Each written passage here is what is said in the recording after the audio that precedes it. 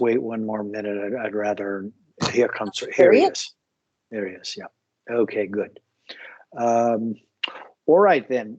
Well, good morning and welcome to the November 18th meeting of the New York City Campaign Finance Board. The first item on our agenda this morning is the approval of the minutes from the October 28th meeting. I move their approval. Is there a second?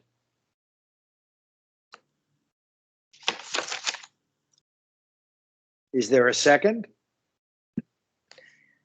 All the board members are muted, so someone has to unmute. I second. Okay, thank you. All those in favor? Aye. Opposed? Abstentions? The motion carries. The next item on the agenda is the report of the chair. We have announced a series of public hearings to receive feedback on this historic election cycle.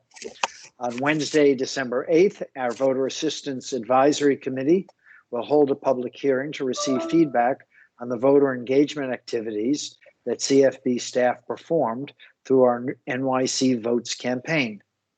The CFB's Voter Assistance Advisory Committee holds hearings twice a year following each primary and general election. This is an opportunity for New Yorkers to share their experience voting in the general election, including their experiences with early voting, voting via absentee ballot, and voting in person on election day. Testimony may include recommendations to improve voting in New York City.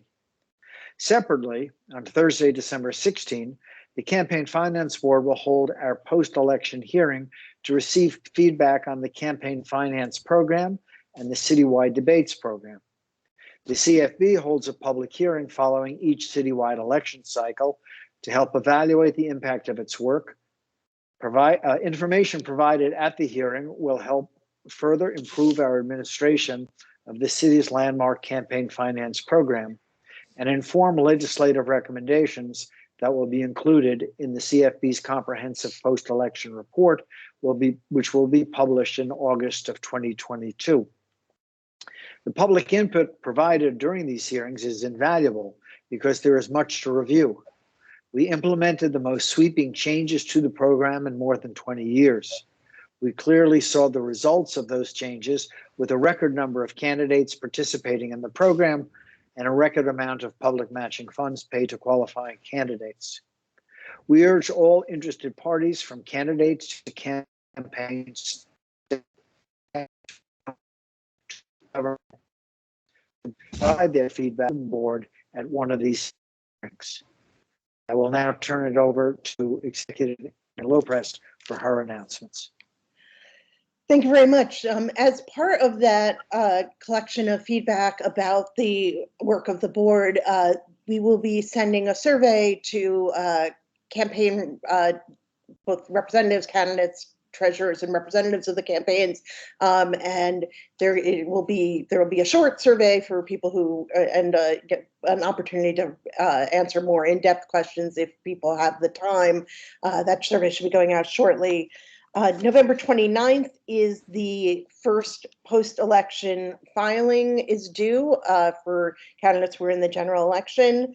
It is also the last day for candidates for the newly elected officials to register a transition and inaugural entity if they so choose. That again is the November 29th, the Monday after Thanksgiving. Those are all my announcements. Thank you very much. So we have 4 candidate appearances scheduled for this morning. I'll take them in the order that they appear on the agenda. So the first is Anthony Jones. Is Anthony Jones or his representative present?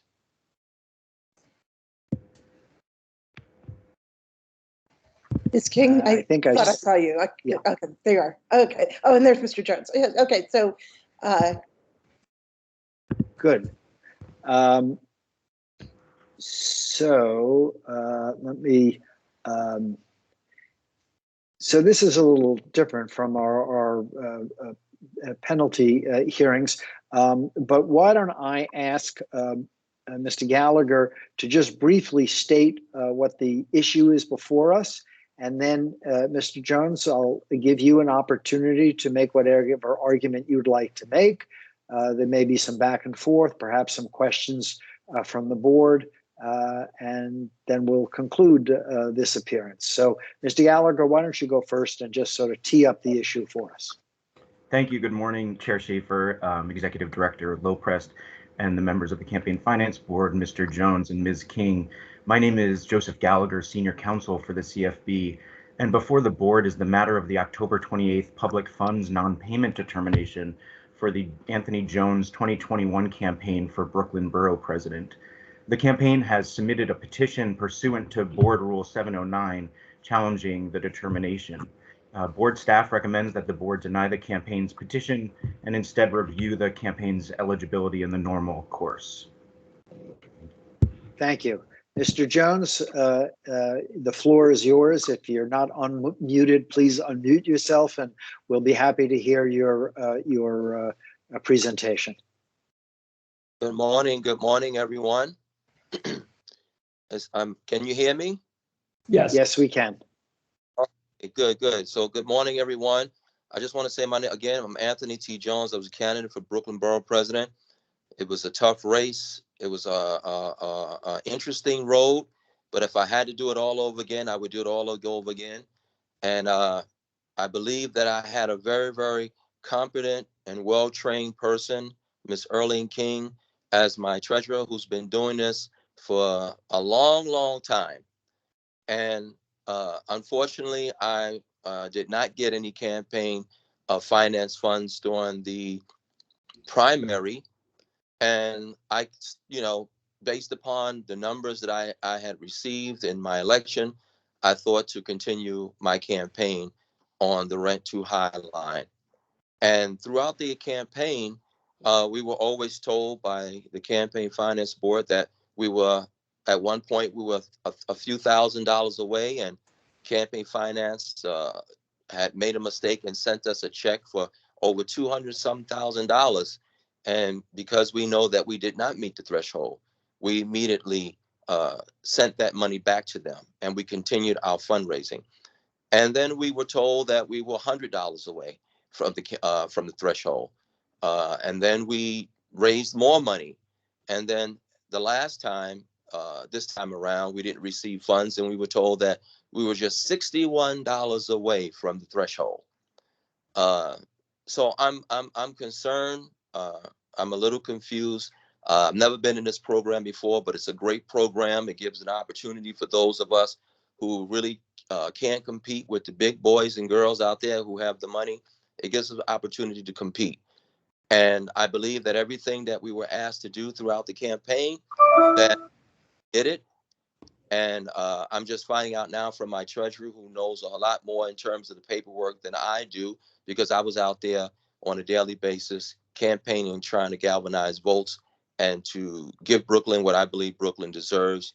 And that's Anthony T. Jones as Brooklyn Borough President, to serve Brooklyn in the best way that I possibly can had I been elected. So I didn't really have an opportunity to compete like others were able to compete, because I didn't have the money to do it. So I'm here today before the board, and I thank you for entertaining me. I believe that this is the Board of Justice, the Hall of Justice, I would like to call it. I've watched many of the things that you've done. You've been fair. You've been very fair. You've been just. I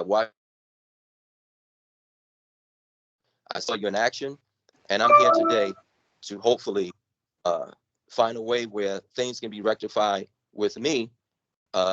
I believe, again, that my treasurer did follow the rules. She did everything possible that she could do. And I'm just here to find out exactly where we are.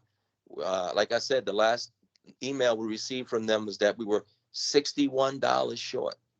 And I think now that some other issues now have been raised since we received the last email of $61 short. Other things have come up now. So I'd just like to know, where do we stand right now in our campaign? Because I'm kind of like in debt right now to a lot of people who worked very hard towards this campaign because they believe in our message. Ms. King did a great job. She was hammering us, my staff, to go out there and make sure that they got the proper paperwork corrected and done. And I'm just here trying to find out exactly where we are so that we can walk away with smiling faces, like most of the people who have been before you have walked away with smiling faces because you're a just board. And that's my take today.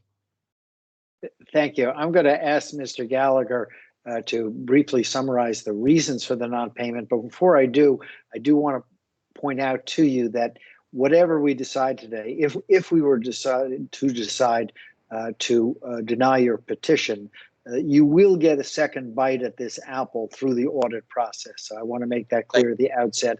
But Mr. Gallagher, why don't you give a brief and clear summary of what the reasons for the non-payment were? Sure. Thank you, Chair. The last non-payment determination that the campaign received was on October 28th, 2021. And the reason was for that denial was that CFB staff had identified 28 non-credible signatures on affirmation statements submitted by the campaign.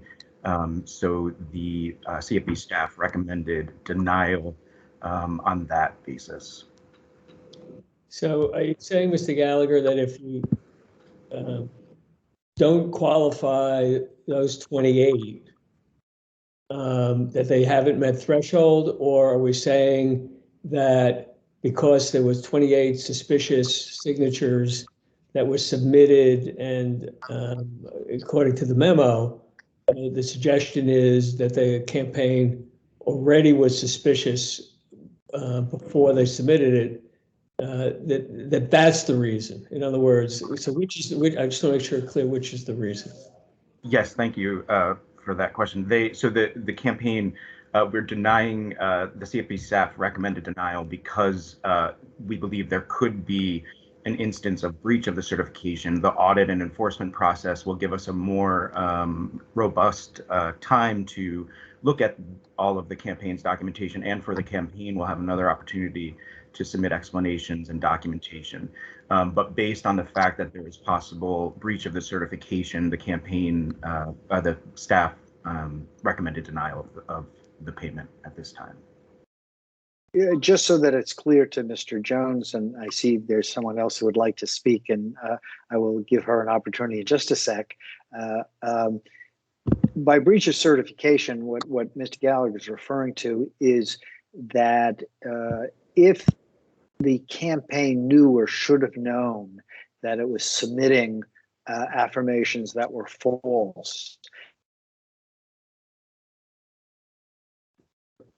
You frozen. And everything else. You froze up a little bit, Rick, Chair Schaefer. Right. I'll start again.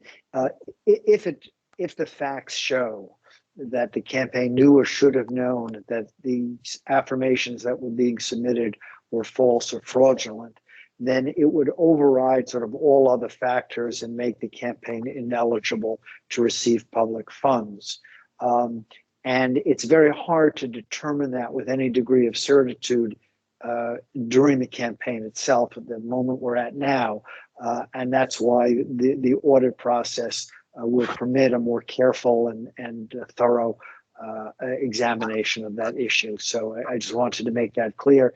And then there's somebody else who wants to speak, and I'm not sure who you are, but I'm sure you have a right to speak. The treasurer of the Thank you. Was the treasurer. I've got sunlight on my screen and I couldn't read your name. So thank you very much. Why don't you go ahead now?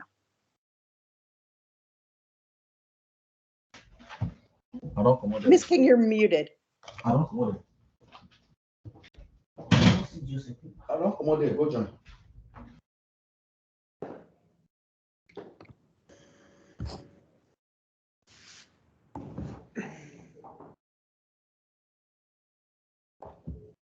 Okay, can you hear me now? Yes. You muted me. My name is Erling King. I have been with this program since 2009 when I ran for public office. I believe in the campaign finance because I move so fast, I miss many things. But with these affirmation statements, with this campaign, because it was the pandemic, we planned the campaign and we hired several field directors. Those and they're drivers and field directors. So they campaign in a certain area, but when we have an affirmation, we send it to those people by email to go in the district, in the area, and get the signatures. At no time would I have, knowing campaign finance, knowing you have graphologists and everybody, which I love, I would never have submitted a signature that I knew was not correct. I would never have done that. How this thing was done, they went out to the field. I sent a document by email because I live in Queens and I'm 68 years of age. So I was not confronting everyone. These young people, they're able to do that. They went door to door. They'll call me to say, Ms. King, this is a building. There's no apartment number. I will run and find the apartment number and say, hop on into that place to get to that person. So there were some who, they're not submitting anything. They had no quota per day because they go in the morning, they didn't meet the person. Maybe the person is a senior and they're at whatever, they're at work. And they go back. I give them 3 chances to meet a person. So they go back in the afternoon, or they don't meet them, they go back on a weekend or a holiday or a Sunday because everybody was at home from church. So these signatures that they're talking about, these contributions came in since last year. It's not new contributions. It's since last year, and they're just the smallest contribution. The total probably is $1,000. The only reason I continued getting the guys to go to get them signed, the affirmation signed, and not just remove them from the system since they were non-essential, they were just small contributions, is because I believe in complying with campaign finance. I would not, in my head, could not just remove all those little cash contributions. I couldn't do that because I believe that you're supposed to respond. You're supposed to go and get the signatures and respond. So that is why I kept them going for 6 months to get these responses. And when I said there were some I suspected were not doing what they were supposed to do, they were not going to the people. I never suspected them of signing anything because they didn't submit anything. So the most I ever got in the email, when they collect an affirmation letter, they go to the campaign headquarters in Brooklyn, scan it, upload it, email them to me. So the person comes in, the field director comes in, leave the package there. The secretary goes over. I said, you have some work there. She go over, scan it, upload it, submit it to me. At no time I ever got 20. The most I ever got is like 4. And I will upload it to the system. So there was no time I had a batch submitted to me so I can say, oh, these signatures look the same. I never had that opportunity because of the pandemic and because of the way they were working in the field and sending it to me, uploading it to me, and then I download it and then upload it to the system. So I never, ever, nothing in me would have made me send something I knew was not correct. I would never have done that. But regardless if I had tried to, I send something that is looking odd, Mr. Jones' signature changed. He got the pandemic and his signature changed twice. So his assistant manager, his signature changed 3 times. His senior director, Mr. Hackshaw, his signature changed. They said the pandemic affects their nerve, the virus affects their nerve, so their signature is different. So I had no ability to try to even figure out signatures. And I just send everything to you who have everything, which I knew you do have. Since 2009, we've been working with you all. I ran for office, got my funds, no problem. That's why Mr. Jones trusted me, because I am not someone who would do something that is not correct. And I could have removed them, but I didn't remove them because I can't just ignore all the cash contributions. I would want to know, well, why would she do that? And those contributions came in from Mr. Jones. I wasn't there when it was received. It was received at Mr. Jones, who is a state committee person for 6 years. At his meeting, at his place, I was not there. They came to the meeting, contributed to him, and he brought it to me. So there, everything looked fine to me, except that I saw 2 of the guys who, whenever I say, where are you? oh, we were at this address. I said, well, I'm coming to Brooklyn. I will meet you all at this address. And then after 2 or 3 calls, oh, Miss King, we're in the Bronx now. And I said, something is funny. I can never meet these guys working. They're not doing this job. They're putting time in for not working. And I got them to remove. That's why I removed them, not for signatures, for putting in time that they were not doing. Because I wanted them to go to these people. There are field directors, they're being paid. Well, not they're being owed. But I had them out there to go to get these signatures. I never suspected that they did not. They sent me forward, that they wrote themselves. It never got into my head. Never, ever. And I would not have done that. I've been dealing with campaign finance. Y'all were never wrong. I normally laugh. Because whenever you say something, I say, how did I miss this? But I've never found an auditor at campaign finance to be wrong. I was the one always wrong. But this time, I did not see the signatures because they were not in a batch. And I still, if it was 2 and it looked funny to the signature that was there, I couldn't determine because I am not a graphologist, and I realized with this pandemic, people's signature have changed. So I left it to the experts who know what to look for in signatures to know if it's the person. I don't have that ability. So I trusted the campaign fund. I don't feel it's fair to not give me an opportunity to go back to the people and ask them, did you sign this?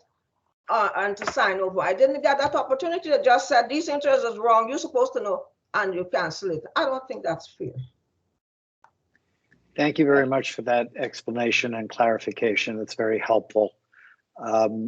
If there's nothing further, no further questions from members of the board, I think we'll take this matter under advisement. Thank you all very much for your appearance this morning. Thank you so much. Appreciate you. Thank you so much. Thank you very much. The next candidate appearance on our agenda is Francisco Moya. Is Mr. Moya or a representative of his campaign present? Yes, Jan Tigani representing Moya 2017, and I should also be joined by the candidate and campaign manager, Francisco Moya, and Megan Taddeo should also be on right now. We are on. We're on. Oh, good. Thank you. Thank you. Thank you. So, and I see Mr. Yee is there as well. So we'll follow the same procedure as before. Mr. Yee, I'll ask you to sort of briefly state what the issues are before us. Then the candidate and or session. There will probably some back and forth on some of the issues and perhaps some questions from the board, and then we'll conclude. So, Mr. Yee, why don't you start us off? Thank you, Chair Schaefer. Good morning. My name is Jason Yee. I'm Associate Counsel for the CFB, and with me is Auditor Sonia Simos.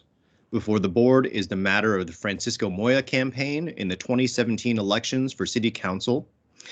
The candidate was a participant in the program and received $100,100 in public funds. CFB staff recommends that the board find that the campaign committed violations of the Campaign Finance Act and board rules as follows and assess penalties according to the penalty guidelines. Failing to report transactions in daily pre-election disclosure statements. Failing to document transactions. Accepting a contribution from a limited liability company.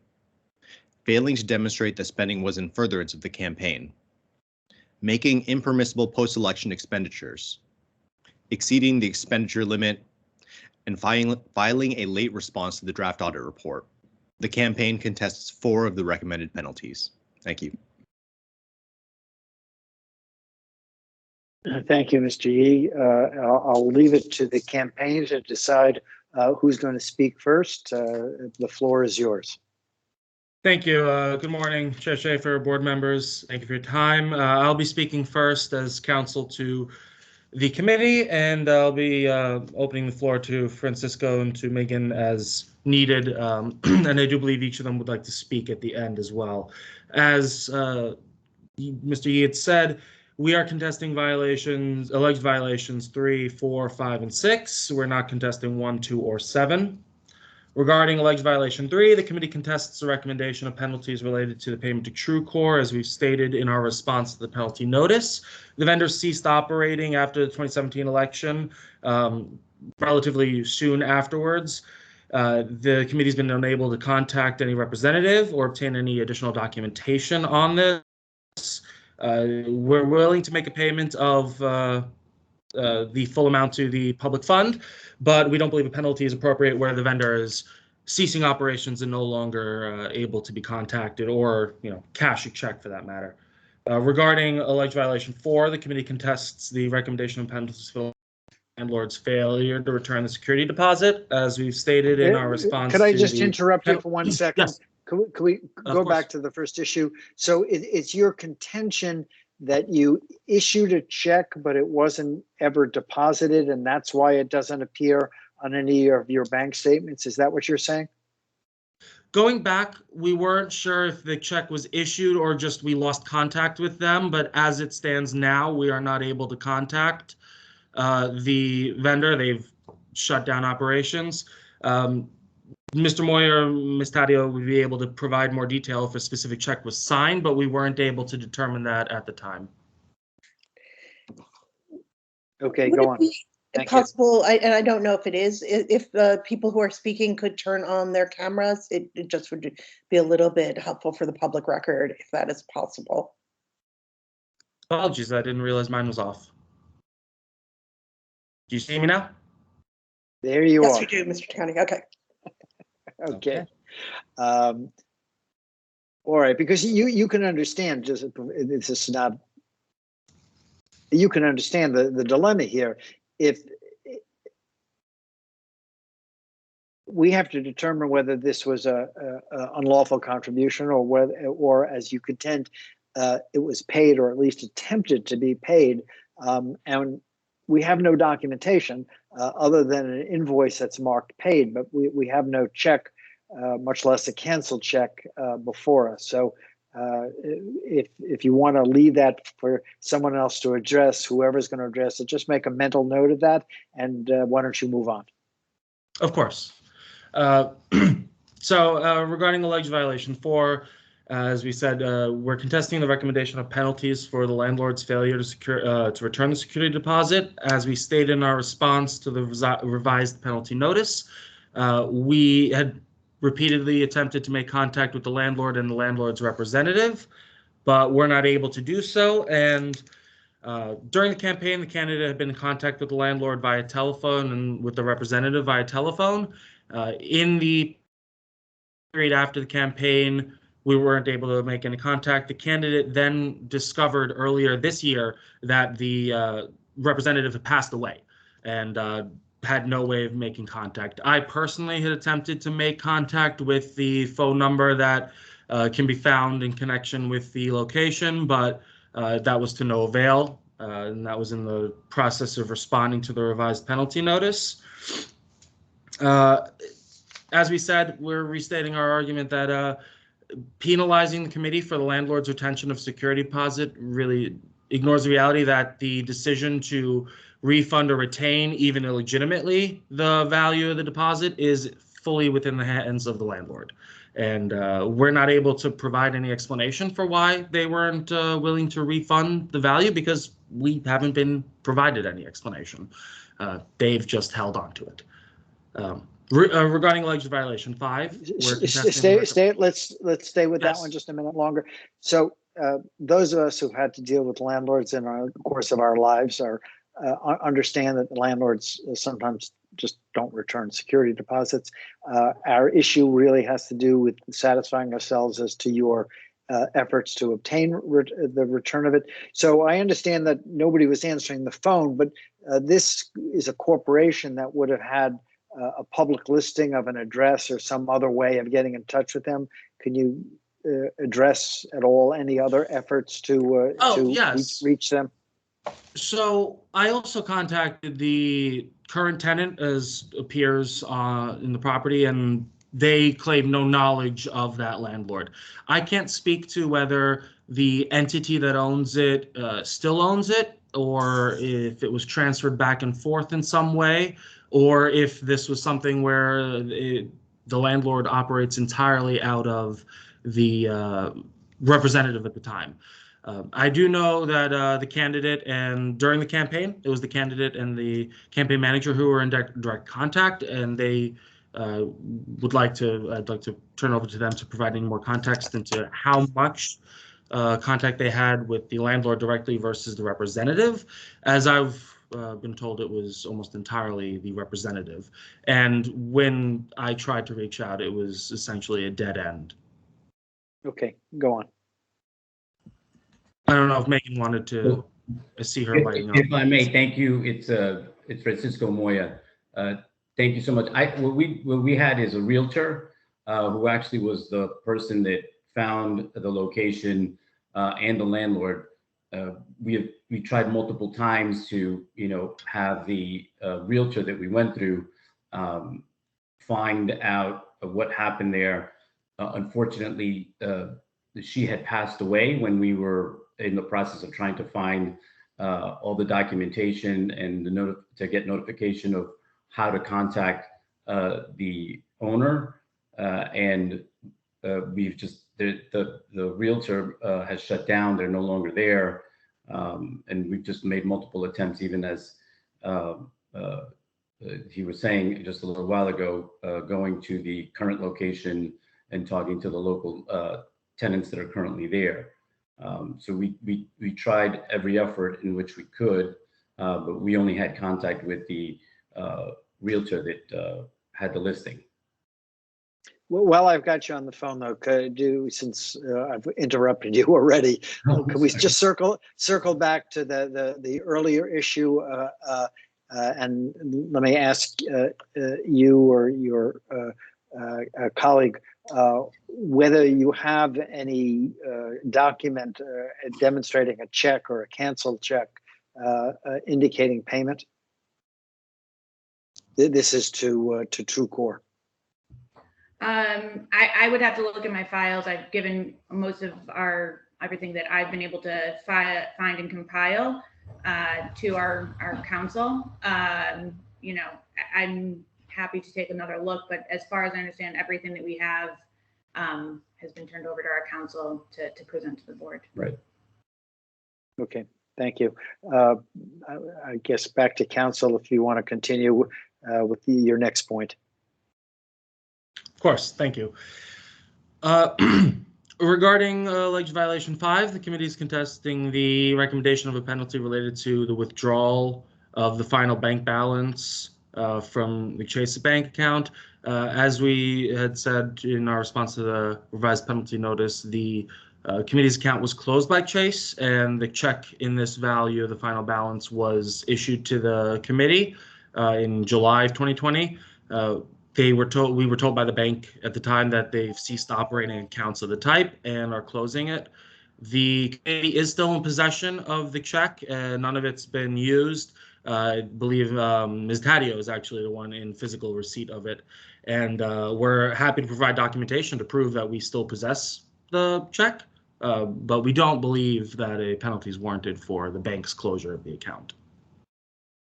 Well, this is kind of late in the game. Why don't we have a copy of that check? Or why didn't we get a copy of it before?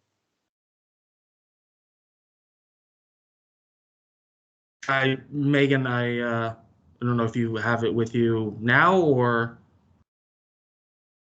I wasn't ever asked to provide it before, but I have the check. I don't have it in my person right now, but I can get a scan of it from my husband actually right now.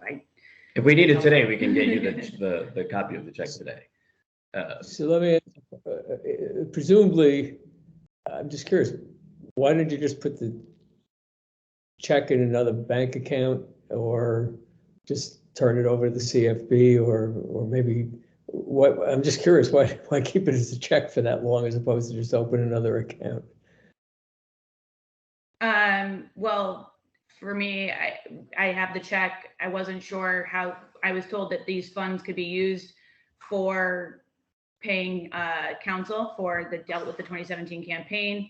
I didn't want to open another account and then somehow have more accounts and I can't log into the 2017 portal to add like a bank account in there. So I didn't want to somehow cause another problem. Then COVID hit and opening bank accounts became challenging. And I also had a child, so life got a little bit in the way. So I just have a check now at my house. The money is there. We just, again, as she said, we didn't know where to go with that. And as you know, the last 18 months and things took place, so it made it much more difficult. And then we were advised just to hold on to it. That's all. Okay.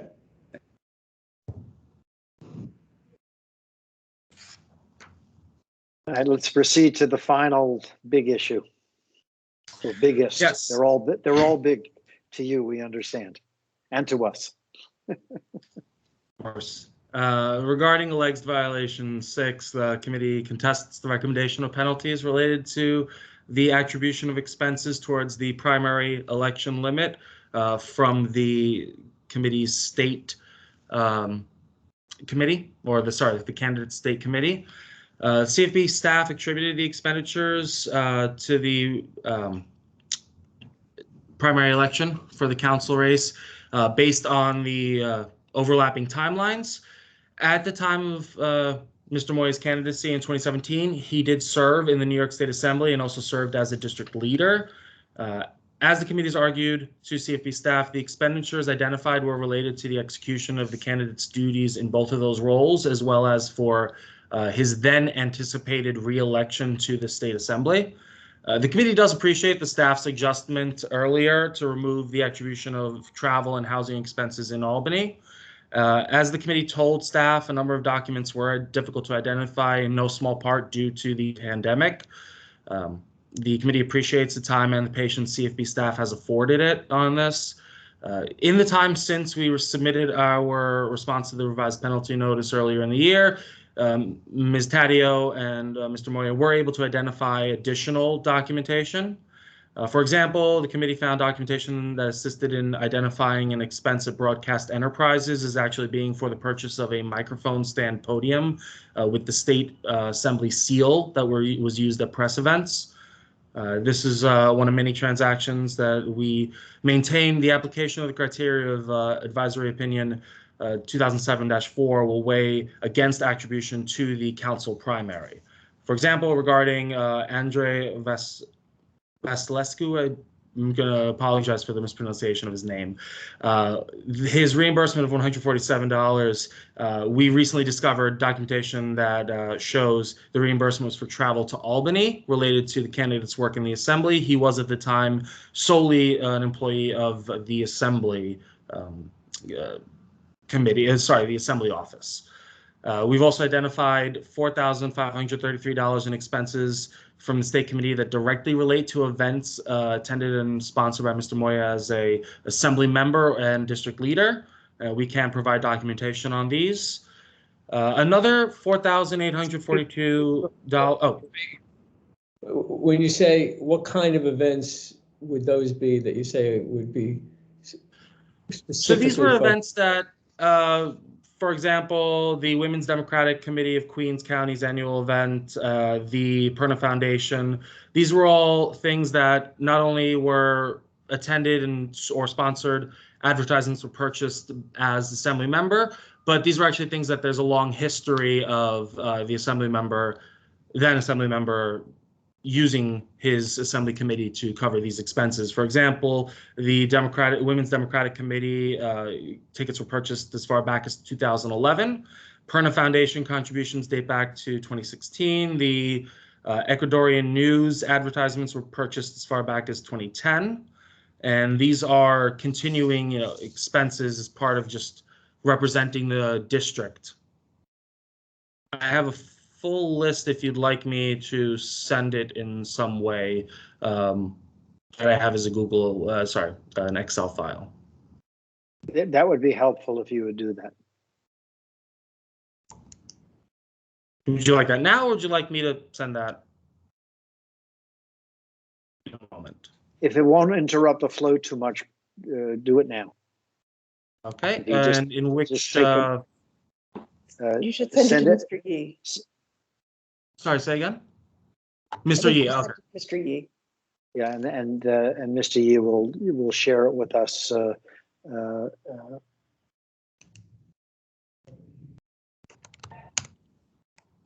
May I ask why? I want to be clear while this is going on that we are not committing ourselves to consider this as evidence. The time is long past when evidence should have been submitted, whether it's this spreadsheet or the underlying documents. But we tend to err on the side of trying to be fair with candidates, even those who have not complied with our rules as to timely submissions. But we don't always take these things into account when they come in this late. But I'd rather err on the side of at least having them in our possession without any commitment as to what we may make of them. Of course, and we appreciate your consideration, and I did just send it, so if Mr. Yee can confirm receipt. Is Yes, there a reason why we're only getting this now? I mean, it's years later. In large part, obtaining final documentation on this was very difficult, and knowing exactly what most of these were took an amount of time that exceeded when we were supposed to respond to the different phases of the audit.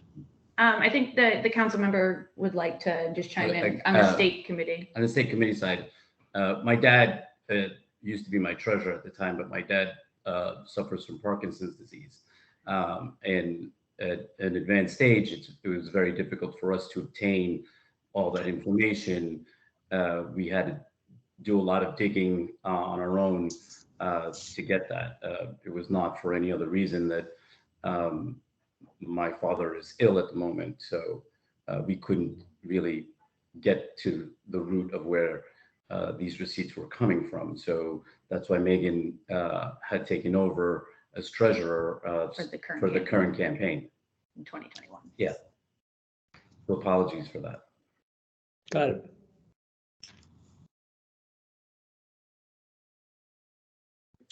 Would you like to proceed? Yes. So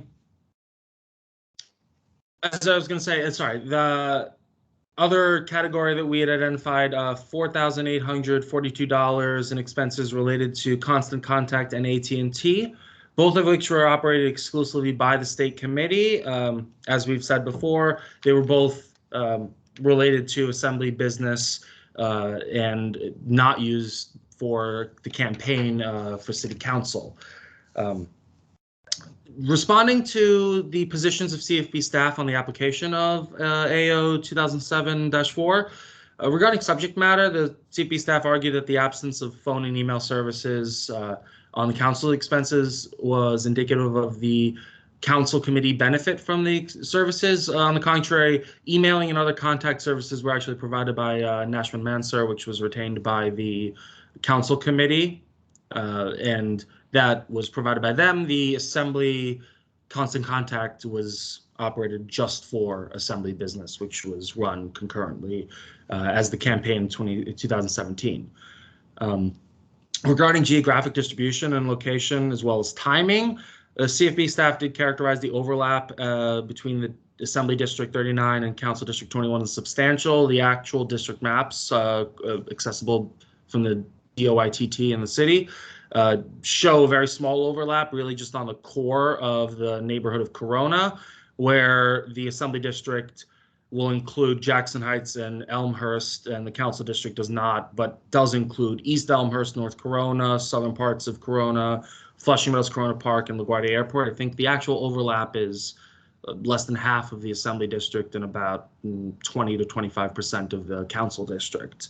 So the geographic spending is distinct in where the actual location of the venues are for a lot of these. As we said in our response to the revised penalty notice. And in a comparison with past expenditures, which I actually did just discuss a moment ago, Constant Contact has been, an expenditure of the state committee since December 2014, AT&T since March of 2012, The state committee compensated Ms. Taddeo for her work in, compliance of the state committee's filings since December 2011, including also work in compensation reimbursements for her work on the state side as well. And other venues, like I'd said, the Women's Democratic Club, other expenses like the Women's Democratic Club of Queens County, Perna Foundation, Ecuador News, these are all dating back a decade to this date, but, half a decade or more from the time of the election. At this point, I thank you for your time, and I'll turn over to Mr. Moya and Ms. Taddeo if there's anything they wanted to add in addition to this. Go ahead. You're good. Thank you so much. But by the way, Mr. Yee, I'm going to give you a chance to respond. No. So, Yeah. but let's hear from. No, look, thank you so much. I just want to take this opportunity to thank the board for hearing the presentation today. I truly appreciate the work that you're doing. I believe, in the campaign finance program and its integrity. I would just like to reiterate that in 2016, when I actually opened an account, it was an undeclared city account where I began to raise money at the contribution limit of $3,850 because I was considering whether or not I was going to run for either a borough-wide or a citywide seat. I was the sitting assembly member and district leader at the time, so I had the active state account. My fundraising firm and I had an agreement for 2 different rates and separate invoices for each account to separate what we were doing at the time. I had no intention of actually seeking office for the city council until June, a few days before petitions started, when the actual incumbent decided to not run for re-election. So all of my assembly account spending was the typical spending, matching the spending that I had for the last 8 years as a sitting assembly member when I declared.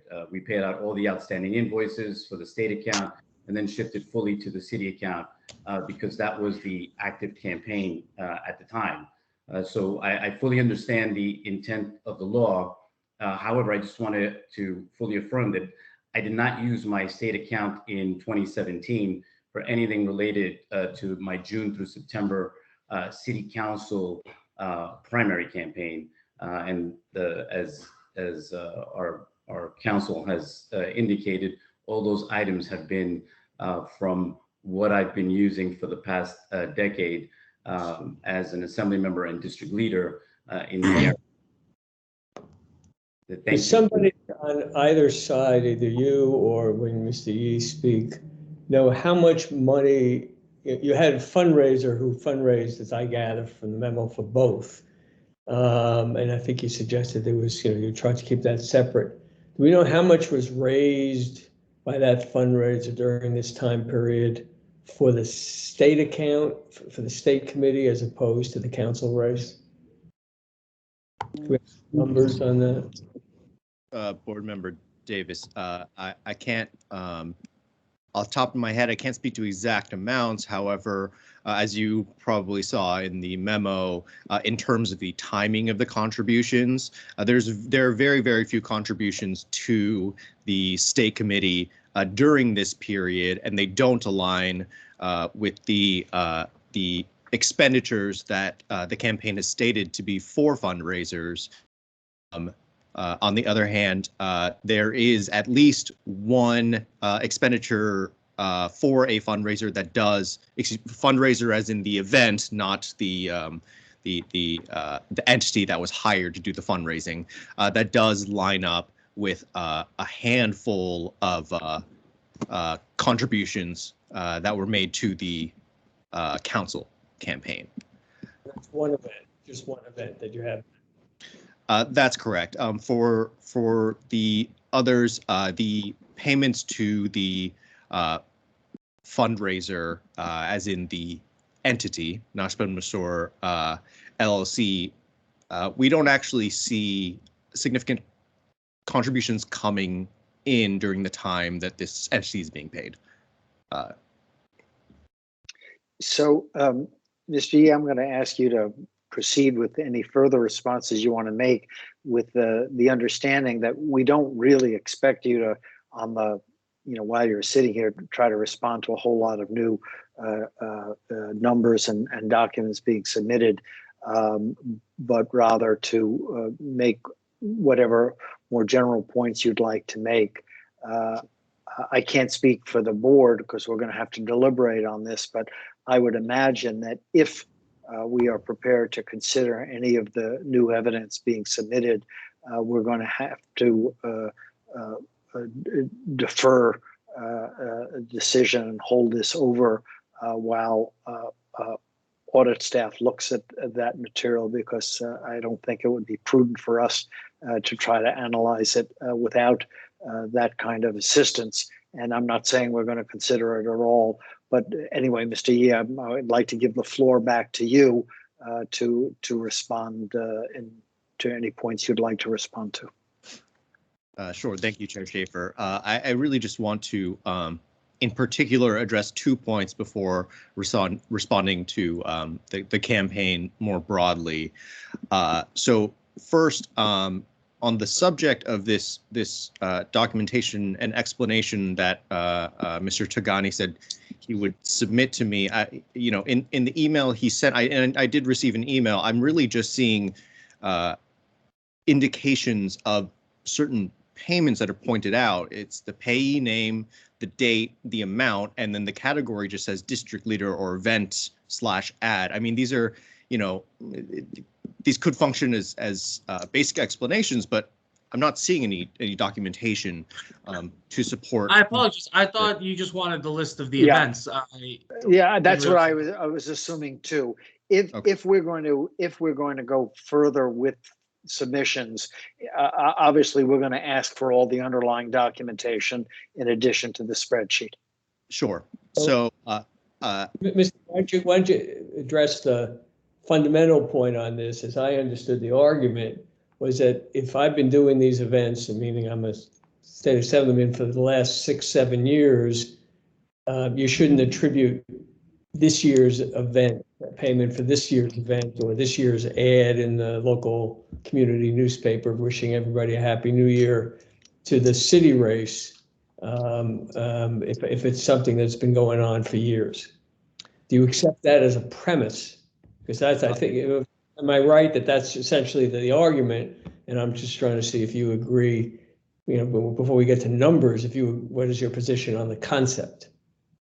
Is this addressed towards me, Board Member Davis? Yes. Yes. What is your position on the concept?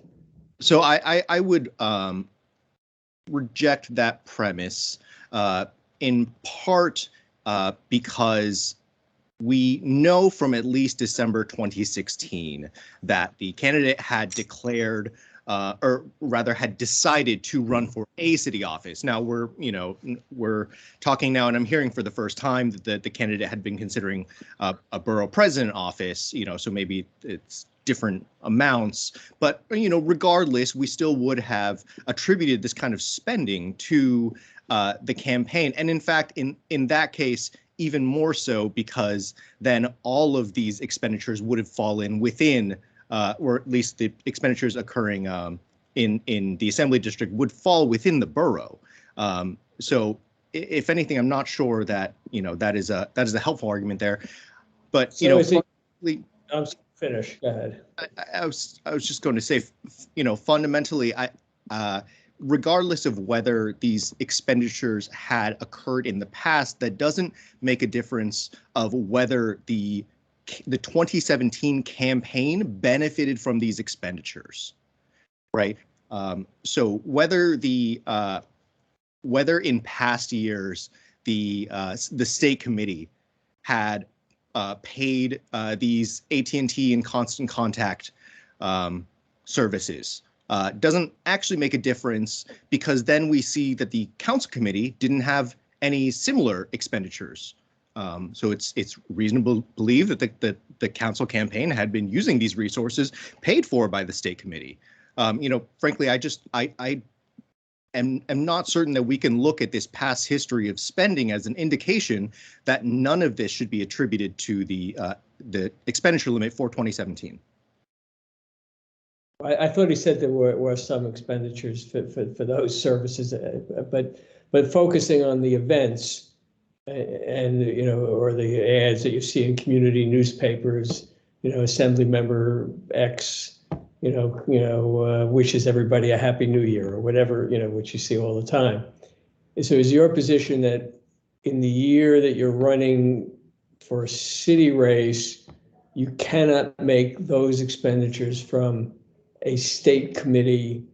They must be paid for out of your city council or city election account. That even though you've been doing those for the last 10 years, 5 years, whatever, you cannot. Your position is you cannot use the state committee funds for those events. So a few things. First, I would say that at the time that the campaign filed with the board to run for the 2017 campaign, they were explicitly told not to make these expenditures from the state committee account in case they would be attributed to the 2017 expenditure limit. Second, I would say the fundamental idea is similar to the mass mailing blackout period that we have for campaigns. It's the same reason you can't use government resources from your office during a certain period, just because regardless of whether the explicit intent is for campaigning for the council office, it's nevertheless going to give exposure to the candidate and there's overlap between the assembly district and the council district. If we may. Using the mass mailing analogy, and I have a feeling this is a rodeo we did another campaign months ago. Remind me, what is the blackout? If we may, just to respond to one quick thing there. It's May. It's how much in front of before the primary? In other words, what is the blackout period if you're a sitting city council member? What is the blackout period? I believe it is 90 days. Why should it be any different here? Well, our rules make it different, is really the answer. I would like to be clear. So rules are not on this.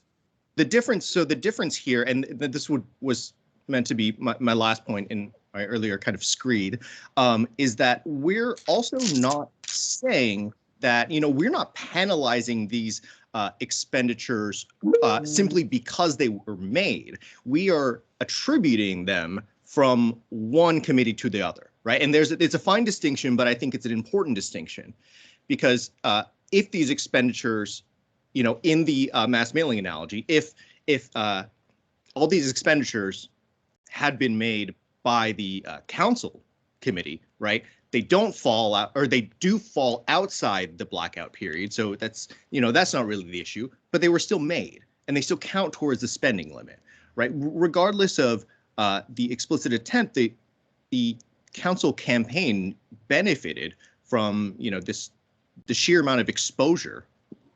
I would just like to chime in. We did have a separate mass mailing that was paid for by our consultant, Red Horse Strategies, for MailChimp, and all of our campaign emails from June 2017, when we declared for city council and our city council campaign began, came from our MailChimp account, and the constant contact account was separate and was for assembly usage. There was a separate account for the city council campaign that began in June 2017. Correct. Yeah, that's not the point, though. It's not. I mean, it's good that you did that, but the point that Mr. Yee is making is that when you have two committees functioning at the same time, the expenditures of the state committee during the period that you're actively running for the city office benefits you in the same way then as if they had been made out of the city account. And the purpose here is not to penalize a state legislator who's running for city office. You have absolutely every right to do that, but it's also not to give the state legislator an unfair advantage over other candidates who don't have that other source of spending to get publicity and other kinds of benefits in running for office. And so the rules as they're currently structured basically say to you, beware that because the expenditures that you make out of your state committee may be attributed to the city committee, and therefore either close down your state committee, which may not be realistic since you're a sitting legislator, and you may very well, if you had lost the primary, want to retain your state legislative seat and run again, or you better leave yourself a margin of error in your city expenditures, because some of those, or some or all of those state expenditures may be attributed. And so that's the conundrum that you face when you're a state legislator running for a city office. I fully understand. Mr. Yee had said that we didn't have separate Right. mailing accounts. So I just wanted to clarify that we Right, did. we did. That was the point. That was Got all. it. I understand totally what you're Yeah. saying there. Mr. Yee, I don't think you actually answered my question. In the blackout period, the logic of the blackout period is, all right, we're going to use 90 days and say mass mailings inevitably benefit you too much in your race. And so therefore, you can't do that, or I don't know how it exactly works, or it'll be part of your expenditure limit. But if we're trying to figure out, because we don't have a specific rule here.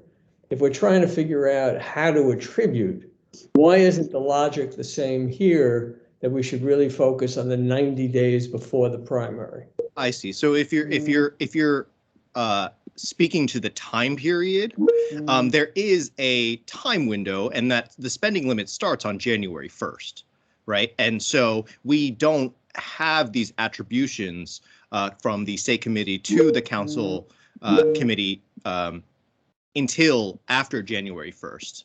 The reason the 90 days is shorter than what we're looking at for the attribution time window is because, the 90 days, that's a full prohibition. You're not allowed to do anything, right? Whereas here, we're simply saying, listen, you can make these expenditures. It's not illegal for you to do so, but we are going to count them towards your spending limit because you are benefiting from it with this other campaign that you are actively running. Also, those apply to the use of government resources. So it's a prohibition of, again, it's not necessarily about the benefit. It is really more about, when government resources are appropriate to be used. I understand it's resources, but it's to me to be, there's some analogy here in terms of that might be useful.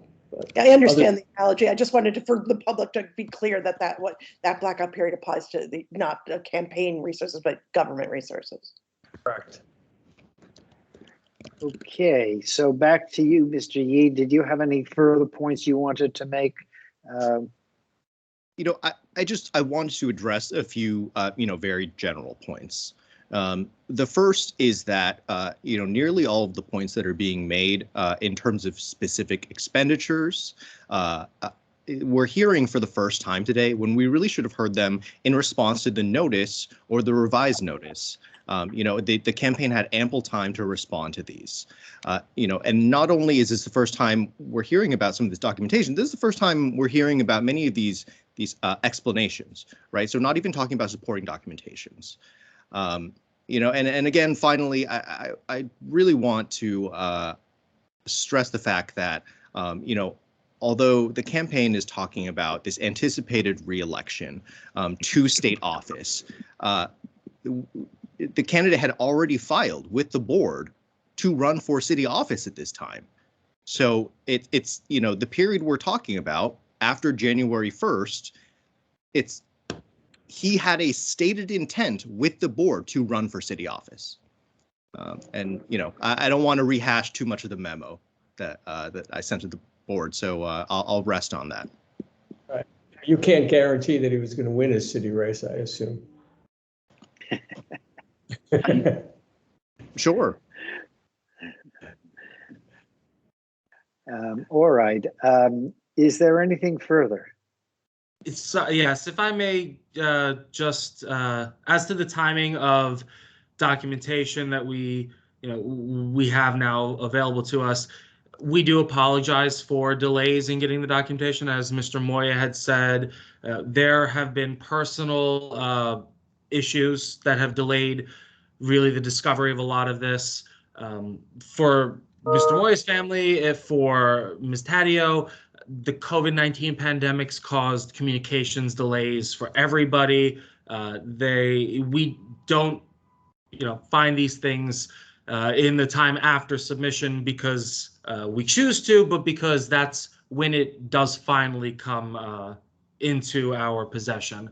We apologize for it, and we're happy to provide everything we have, and would have loved to, have a rolling process if that was even feasible. But in the absence of that, we can only say now, here we finally have something that sheds the final light on what this was. And as we had with many of the transactions that were listed before, we were able to, based on what they were, what we knew in the context of what we had at the time, provide the explanation that did lead to the resolution of a lot of it, with the great assistance of Mr. Yee. All right. Thank you very much. We'll take this under advisement. And thank you all for your appearance today. Thank you, everyone. Thank you. The next candidate appearance is Allison Ryan. Is Ms. Ryan or her representative present? Okay. And Mr. Yee, is this also your matter? That is correct. Good. Okay, so why don't you tee it up for us, and then I'll let Ms. Ryan speak. Great. Thank you. Good morning again. My name is Jason Yee, Associate Counsel for the CFB. Before the board is the matter of the October 28th public funds payment determination for the Allison Ryan campaign in the 2021 elections for City Council District 2. The campaign has submitted a petition pursuant to Board Rule 7-09 challenging the determination. Board staff recommends that the board deny the campaign's petition and instead review the campaign's eligibility in the normal course. Thank you. Thank you. Ms. Ryan, the floor is yours. Thank you. Hello, my name is Allie Ryan, and I am a first-time candidate running as an independent for Council District 2 for the general election on November 2nd, with early voting October 23rd through 31st. I registered my committee, Ryan 2021, on February 17th, 2021. Today, I am petitioning the Campaign Finance Board to reverse its decision of non-payment determination of the number 13 filing, which was the final opportunity to qualify for public matching funds. I would like to today show how I qualified. First, though, I would like to say that the Public Matching Funds program is an incredible program, and I can attest as an independent first-time candidate the difficulty of fundraising, more so as I found people not accustomed to participating as a contributor. So for my grassroots campaign, Public Matching Funds represented an opportunity to compete at a professional level, specifically in the terms of sending out mailers. First, I want to say that I actually calculated the number of qualifying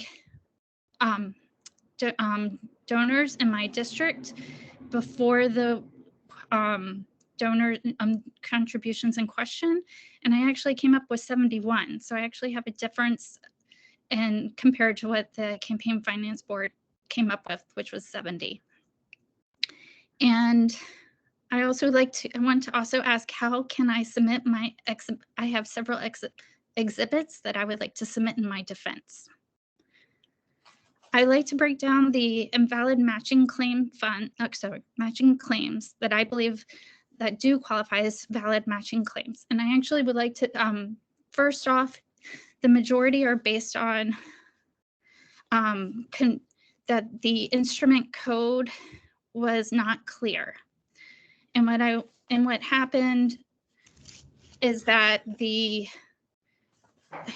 I'm going to show actually on mine, because this is actually one of my exhibits. I don't know if you can see this, but I had used a contribution card that I downloaded from the Campaign Finance Board's website, and it had pre-checked check. And so we blacked out the check box and clicked on, and then marked the cash box. So in this case, I actually contributed my campaign first, and this is my first exhibit. I submitted this on February 17th, 2021. And in my number 7 filing response, I received a letter saying that the only complaint that was I was given as an invalid matching code was that I contributed over the amount that you can contribute for cash. I contributed $175. So I refunded myself $75. So since then, I have never once in the past 10 months or 7 months since April, have I received any more invalid claims regarding my contribution. So just so you're aware, I am an environmentalist, and I actually campaigned to save East River Park. So, which I'm trying to save 1,000 trees. So to me, I use for all 10 contributions that used cash, I used the same form for all of them. And because I wanted to save paper and save trees, but I never once, if I had known that I wasn't allowed to do that, I would have recycled the paper. I would have printed off, I would have used whiteout and printed off new contribution cards. But I never received an invalid claim. So I believe that is at the fault of the Campaign Finance Board. I believe that the rest of the contributions that I have that are in question are valid because of that. And then second, so one of the stay with that 1 second. So when was the first indication you got that this was invalid? For numbers 13 filing. And what month or what date was that? That is this month. The letter is dated on November 3rd. Thank you. Go on. So all of the campaign, all the contribution cards that are cash were all made on October 17th. I deposited the money on December 18th. And with every single contribution card, I included a deposit slip that clearly shows that it's cash and the date it was deposited.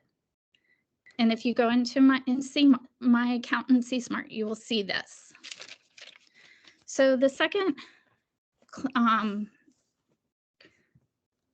invalid matching claim, which was for 2 of my, in addition to having the,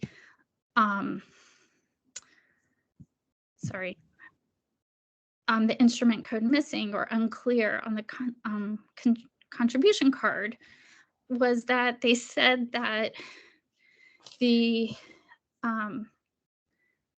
date was missing or unclear or backup documentation. And I want to show again that on my initial contribution card, you'll see how I wrote my date. I reinforced the 1 in 17. I never received an invalid claim saying that that was a problem. So for example, so in this most recent match, this was considered unclear. But from my point of view, that is extremely clear that it's 10/17/21. They just darkened 21. But the Campaign Finance Board considered that an invalid match. But again, as I show you from the precedent from February, I think this is clear. And in addition, and then finally, for this one, the gentleman who wrote this did not include the year. He just wrote the date.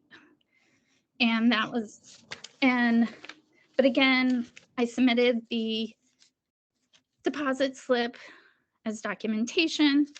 And I would like to read something in regard to this, because as a mother of 2 children in elementary school, talking about the date is actually something we talk about a lot with our homework. So the date on the form does not specifically request day/month-year. The questioned form missing a year in the date line was submitted as part of a packet, all from the same year for a single campaign that only took place within a particular year.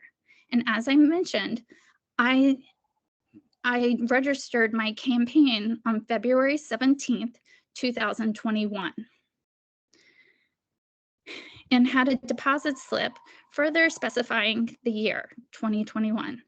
I think it is quite clear what year this person contributed to my campaign.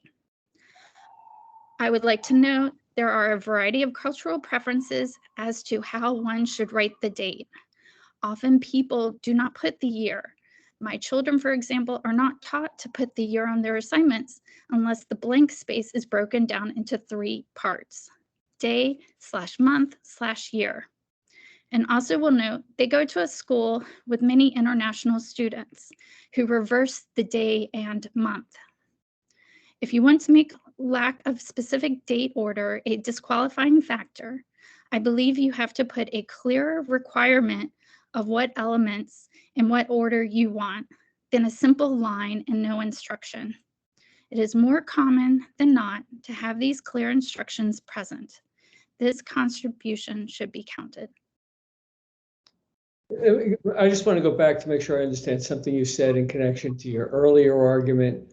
When you actually submitted your contribution cards, are you saying at that time you submitted the deposit slips, or that you submitted them later? At that time. So the deposits, so for example, when you were talking about cash and the issue was whether the card was clearly marked as cash, you're saying that the deposit slip that you submitted at the same time would have shown it was cash? Correct. I submitted everything on October 18th, so the people submitted the cash to me, or maybe I submitted it, I think October 23rd, but I wrote in, or it was over a couple of days because just computers stuff. But Okay. I submitted it both at the same time and within the time of the filing. And then clarify that. That's okay. Okay, no problem. And then the other thing that I want to bring up was that is a contribution from my neighbor. She had written a check to me, and sorry, I'm pulling it up now. Cheryl Kelly. She wrote a check to me dated in June, on June 6th. And I actually talked to my campaign finance liaison about this because I had the impression from my C-SMART trainings that if it's a cash or a check, you submit a contribution card. And so and we actually talked about this card in regard, there was another issue, but I held on to the check, which was only a $10 check, by the way. Most of my donations are probably averaging $10 to $25. I waited until the end of the summer to deposit her check because we just could not get our schedules to meet up to have her fill out a contribution card.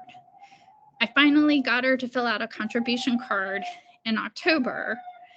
And according to the number 13 filing, that her contribution is not considered, does not count because it is, it wasn't, I can't, hold on, I have to find, because it was not reported timely.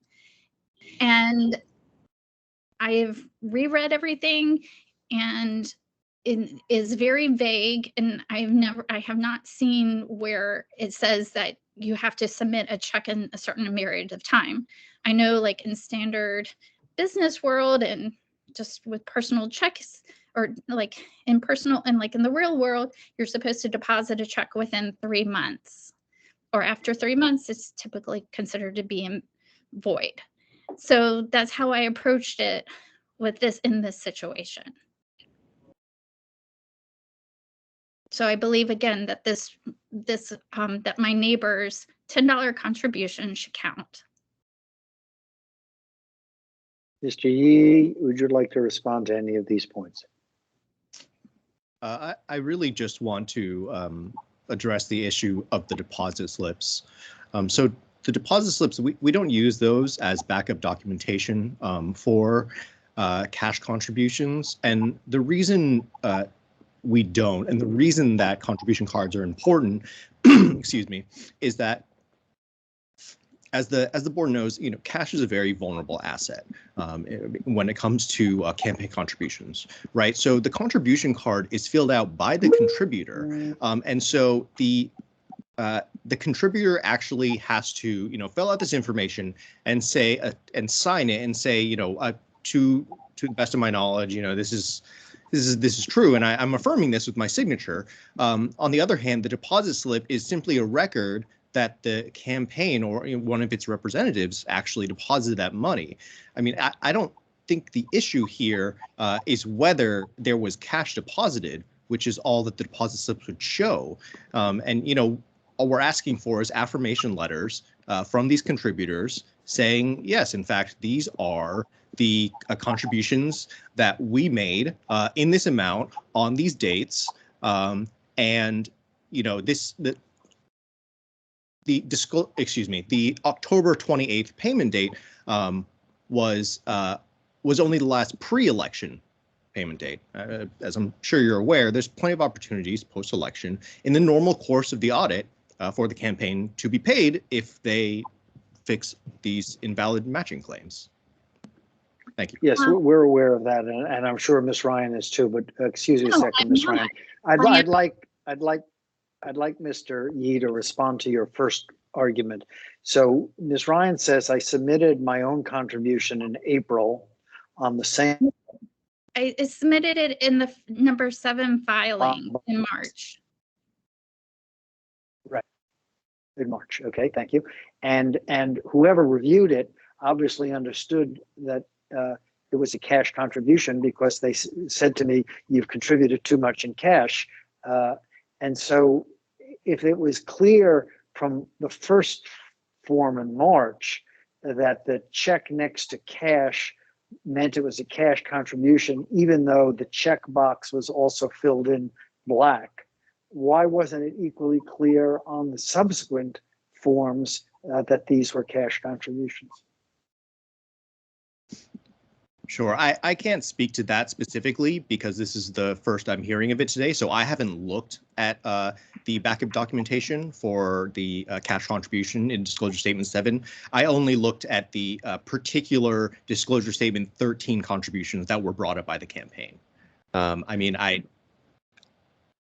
this is the first I'm hearing of it.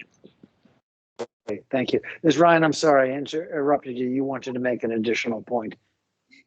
Yes, thank you. I want to say that in talking to my campaign finance liaison, he had given me the impression the last time to qualify for matching funds was for October 18th. I was not aware that you can qualify for matching funds after that.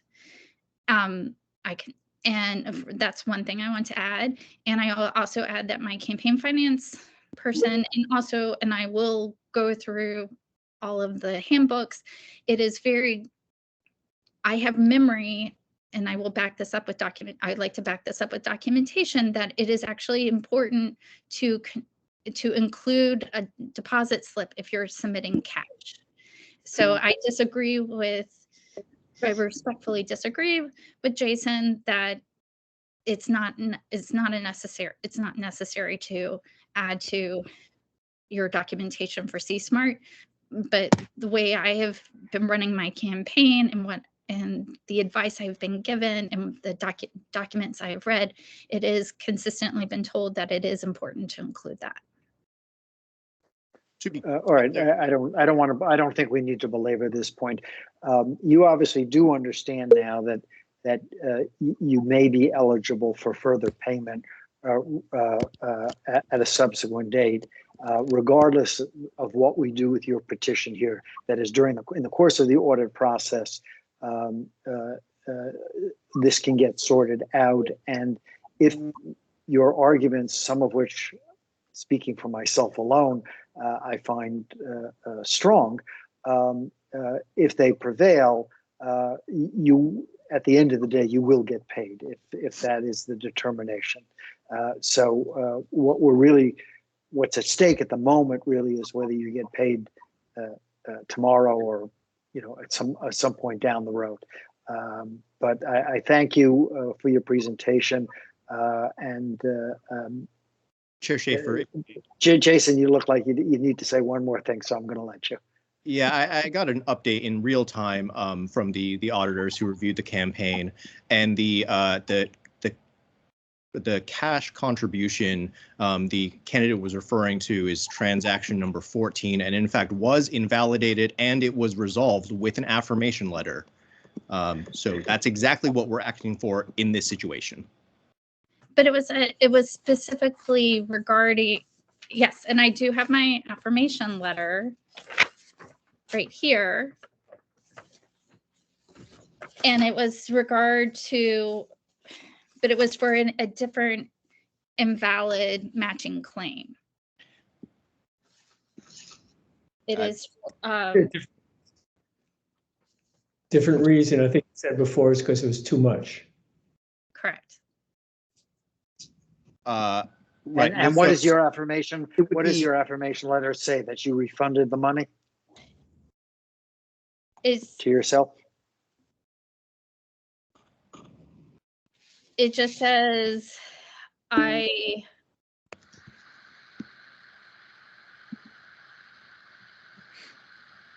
it just says how much I gave, and then I submitted my the check the cashier's check that I gave to myself and cashed.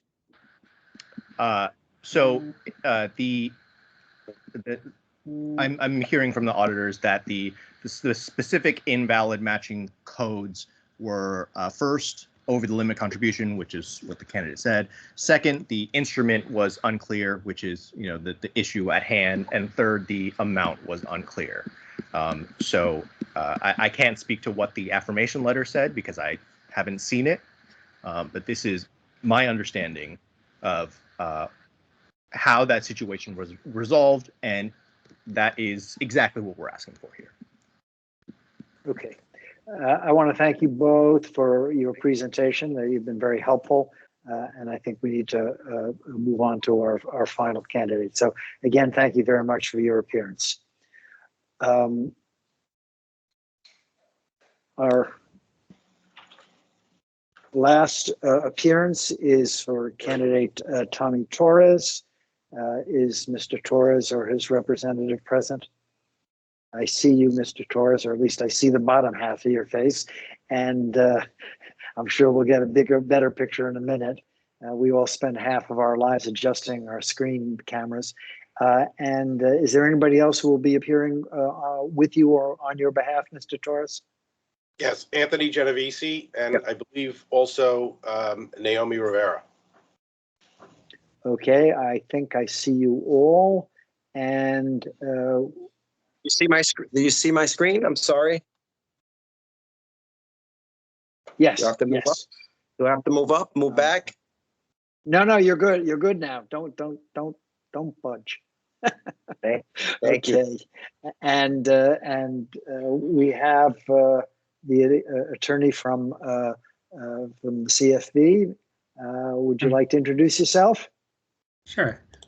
Good morning. My name is Timothy Judy, Associate Counsel for the CFB. Thank you. I asked you to introduce yourself because I wasn't sure how to pronounce your name and I didn't want to flub it. So welcome. So Mr. Judy will make a short sort of presentation of what the issues are, and then I'll turn the floor over to you, Mr. Torres, for your presentation. Go ahead, Mr. Judy. Sure. So good morning. Again, my name is Timothy Judy. I'm Associate Counsel for the CFB. Appearing with me today is Sonia Simoit, an auditor at the CFB. Before the board this morning is the matter of the Tommy Torres campaign in the 2017 primary election for City Council, District 34 in Brooklyn. The campaign was a participant in the program and received public funds. CFB staff recommends that the board find the campaign committed the following 6 violations of the Act and board rules: failing to report transactions, failing to demonstrate compliance with reporting requirements for receipts, failing to file and late filing of disclosure statements, failing to document a transaction, making impermissible post-election expenditures, and failing to respond to the initial documentation request in the draft audit report. CFB staff further recommends that the board find that the campaign must repay public funds. The campaign contests these violations and penalties and the repayment obligation. Okay, thank you. Mr. Torres, the floor is yours. Anthony, would you like to go first? Or? If I may, I don't know if that's is that permissible? Yeah, it's your call, whoever you want to go first. Okay. I just wanted to couch the nature of this defense, which there are a series of violations asserted, most of which are violations and failures to take steps that we are not disputing because they are what they are. The nature of this defense is rather in mitigation. That the issues that confronted this particular campaign, and the board will note there is no treasurer appearing at this hearing today in defense of the actions of the board.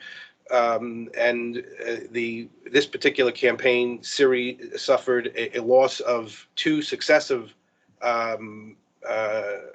treasurers.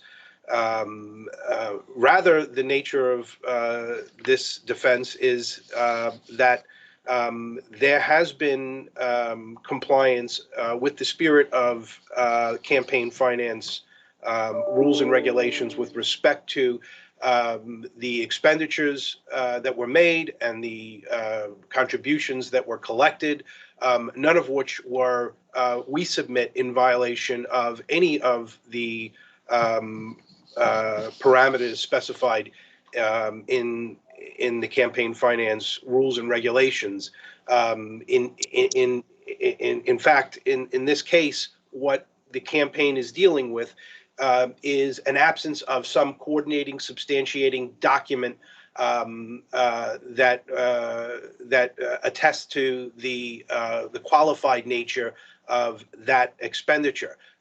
For instance, a lease with the landlord specifying the rent that was being paid was submitted. There are rent payments of $3,500 in that, but not every check that substantiates that rent payment was for reasons that escape me submitted, and as a result, all of those are no longer qualifying expenditures, and all of those constitute a component of the qualified expenditure deficit. And look, I understand why this is in place, and I think that the merits of campaign finance the institution of this is obviously fantastic and meritorious. It was also a trap for the unwary, and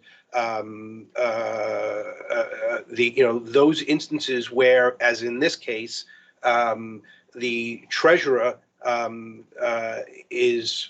leaves the campaign by reason of the death of a parent, which incredibly happened in two instances. Once with Ms. Fernandez, and once at the end of the campaign with the twins that replaced Ms. Fernandez.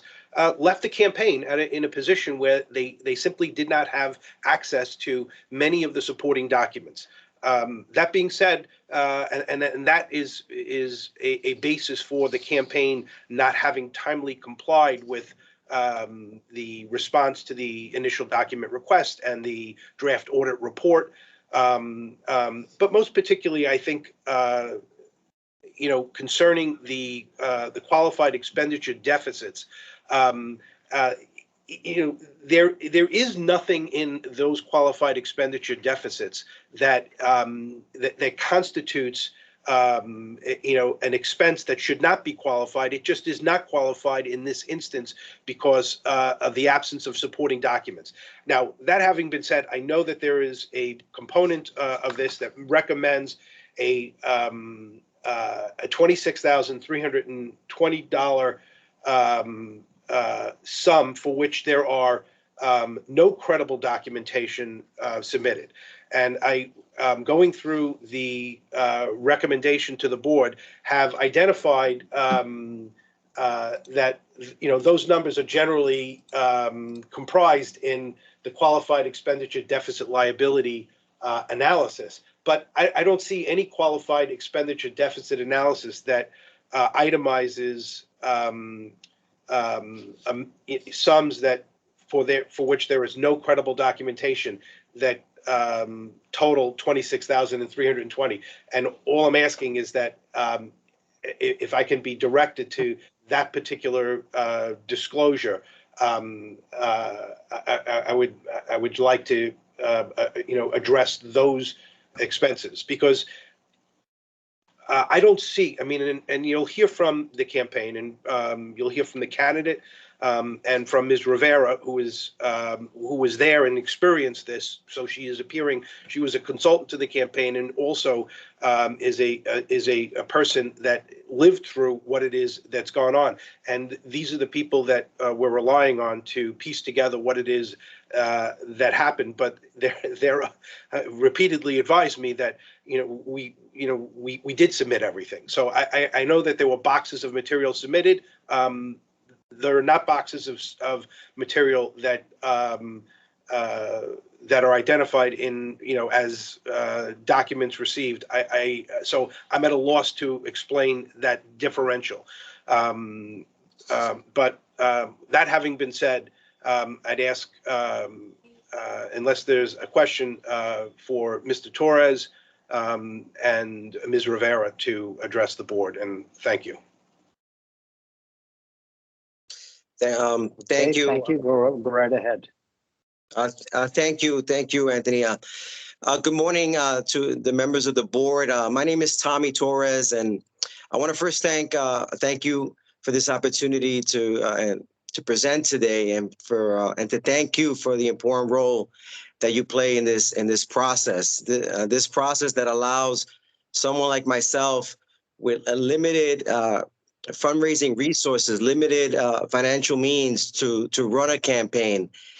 And even though I was not successful in my 2017 campaign, I was able to get a strong message out, and I was able to connect with my community, with the community that I was raised in. And that's what's part of this program, is to be able to compete and to be able to really get the message out. And I think that part of it was successful. And this campaign board, this meeting is so important. Your purpose here today is, of course, to monitor, to show the public and assure the public that the monies that are being given out in this wonderful matching program is spent appropriately, spent properly, and documented. And I want to assure you that, yes, I was the candidate. Yes, I had to be out in the streets and connecting to my community and touching voters and going out there and being on the subways and knocking on doors. That was my primary responsibility. But I was also part of this financial responsibility and monitoring of my campaign finance and. I could assure you that at no point during this campaign did we do any fundraising or any expenditure that violated the spirit of this campaign program, from not accepting corporate checks to not exceeding any limits to making sure that every expense, everyone got paid in this campaign in terms of those who work the day of the election. The problem here, guys, the problem is, yes, with the entering of the data, yes, the paperwork that feels like thousands of copies that I assisted in and my treasurers, who I'll talk about in a few seconds. It's about that paperwork that wasn't handed in on time or properly, a few checks that were missing the copies of the back of the check, things like that. But I'll talk about my treasurers. My first one, Mike Vasquez, who's still a great friend, someone who believed in me, who worked in Chase Bank and thought that he could do this.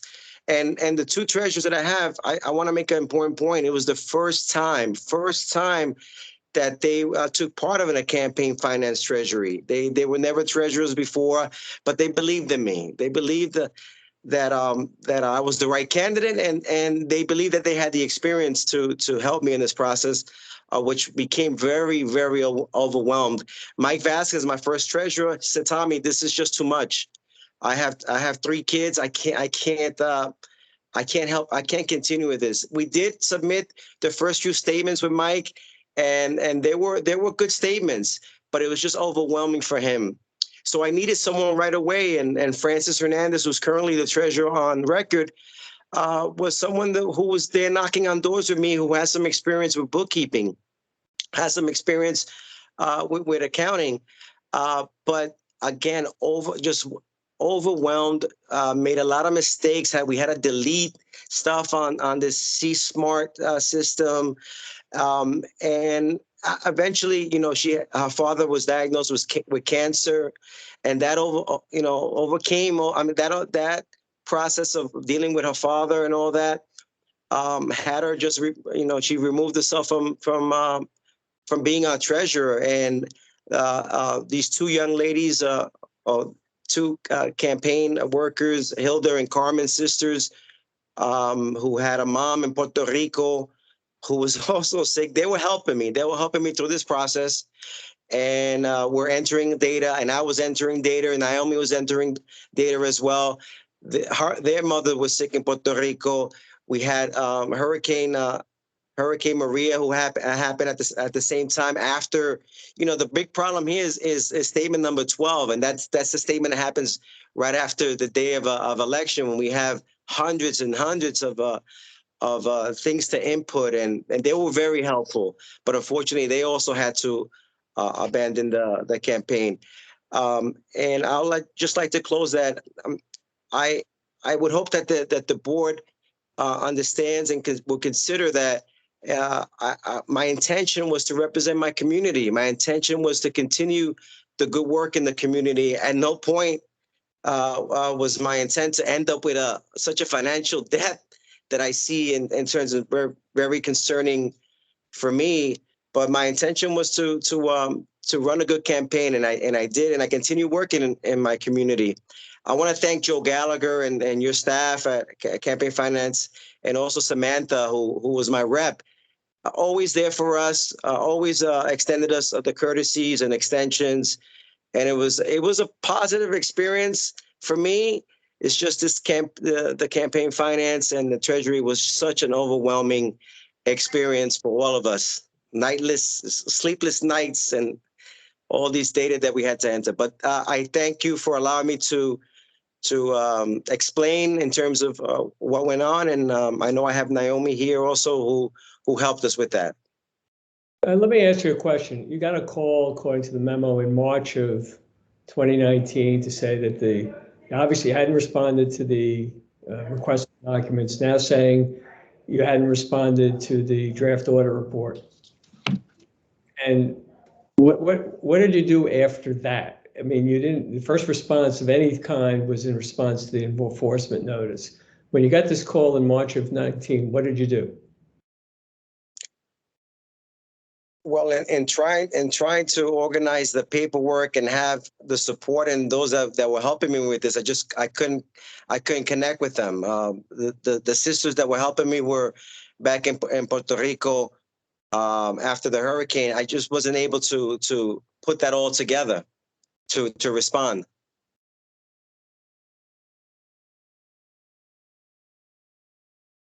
Naomi, unmute.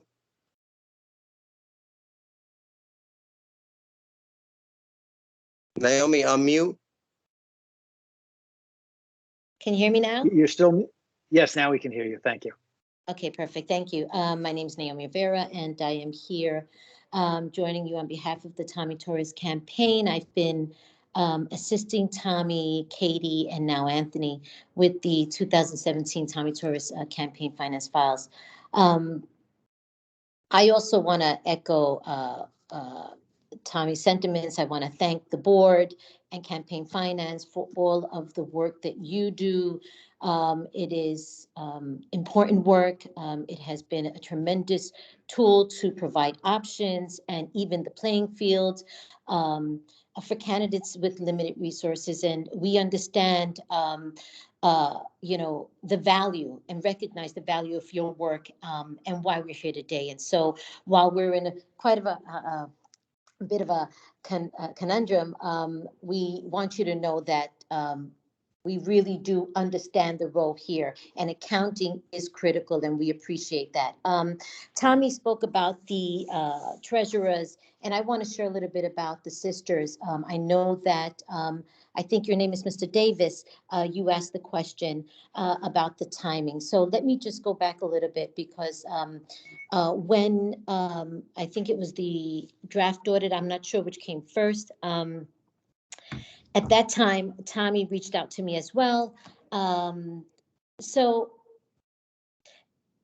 after the campaign, election day activities, one of the sisters had to immediately leave to Puerto Rico. The other one stood. The one that left to Puerto Rico, their mother was ill. She left. The other one stood, and she helped enter data, organize the supporting documents and all of the papers from election day. And she was with the campaign till about the end of November. Hurricane Maria had hit, so it wasn't, I think that was when she was able to fly out to join her family in November. And I think that's where the start of the shattering of the campaign, if you will, the post election part began. When campaign finance had reached out, and Tommy had reached out to me, I also, my mother had a stroke, so I was not available. I was in Florida. It was a series of events, but the clock was ticking. So that was the reality that the campaign was facing at that time. And I know that the candidate did not know where the documents were, because he called and he called. But this was our situation at that time. And just as soon as we were able to, I made it home, we were able to get possession of the files. We then got to work. I know Tommy brought on Katie and their firm so that they could help navigate the next step in this process, which is not the way that we would have wanted to proceed with campaign finance. It was just the predicament that we were in. So the sisters, I wanted to say, I just want to make sure that I took some notes down, and I wanted to point out some things. So, you had Hurricane Maria. Their mom had eventually passed. There was no communication there for some time. And so again, once the documents were in our possession and we could go through everything, the primary focus began, the primary focus was to identify all of election day expenses, wages that were questioned by campaign finance, ensuring that supporting documents were available to demonstrate that everyone that got paid worked, to make sure that, and these were, as you know, it's nothing new to you. These are, very detailed documents and supporting documents and lots of paper. So it took a long time to see through it. Unfortunately, once you lose the campaign and you can't hire workers, you're pretty much on your own, and you hope you can get a friend or two to assist. So, that is the reality. Everybody goes back to work. I know Tommy also went back to work, and the time that was available to do these things was after work, and when when we could meet with his attorney's office and get paperwork together. So, I don't know where we should begin. I think I know that Anthony had talked about the qualified expenditure deficit, right? And you'll notice from all of the exhibits, and I happen to be traveling. My mother's in Florida. I go back and forth. I happen to be traveling. I've had a day to try to go through the 287 pages as once I got it. But looking at some of the qualified expenditure deficits, there were some, receipts that we did not focus on at that point because, if you're missing a car receipt, you know that a car needs gas, it's the bank statement, the campaign works on gas, and this is not to minimize the importance of that receipt. Please understand that. But we were more focused with really trying to make sure that we had documentation. When I looked at Exhibit 10 this morning, I saw some that were incomplete and some that were considered just not qualified. And I still wonder, while I respect the board and its due diligence, I have an example here. One of the workers, Daniel Rodriguez, and I have an example of his timesheet, and it has his name, it has the salary, it has the day that he worked, the hours that it works, it has the signature, his signature, the candidate's signature, the paid amount. It has a copy of the check. It has a copy of the check. What it does not have is the description of what he did on that day. This is a worker that not only worked once, worked several times, and he was, most of the workers were consistent, whether they were canvassing. I'm sorry. I'm going to let you finish, but there's one sentence in the memo which somebody has to explain to me because to me it's pretty important. Okay. Because it goes beyond individual documentation, at least if I'm reading it right. Okay. It says that the campaign, all right, because the campaign only reported, forget about documentation, only reported total expenditures of $73,050. There's a deficit of $21,218 in unreported expenditures. So that apart from, if I'm reading that right, having nothing to do with documentation, you got $94,368 in public funds, but there's only a claim of $73,000, if I'm reading this correctly. Right. Expenditures apart from any documentation failures. So before you go into each individual, am I understanding that correct? That would be campaign finance that would have to respond to that. I can tell you from what I only know that the money was spent, and we have the documentation to demonstrate that. Now, whether or not a campaign finance accepts the documentation or recognizes it as an expenditure, and again, this is new to both Tommy and I. I have some experience in campaigns, but absolutely not in campaign finance. So let me ask Mr. Judy, is that correct that the reported expenditures were only $73,050? That's correct. Okay, so you start with a deficit of $21,218 before you even get to documentation issues. Yeah, I and correct me if I'm wrong, Ms. Rivera and Mr. Torres. But first, Mr. Davis, what portion of where is the sentence that you're referring to? The recommended public funds calculation, you have the table, then you have one paragraph, and then you have the second paragraph, and it starts by saying how much public funds, 94,368. Then it said documentation sufficient to demonstrate 56,716. But then it said because the campaign only reported total expenditures of $73,050, there's deficit of $21,218. So I'm reading that. I understand. So Ms. Rivera and Mr. Torres, is this the issue that you identified with respect to the ID numbers, and that you submitted the ID numbers for entered transactions that you're saying were never recorded?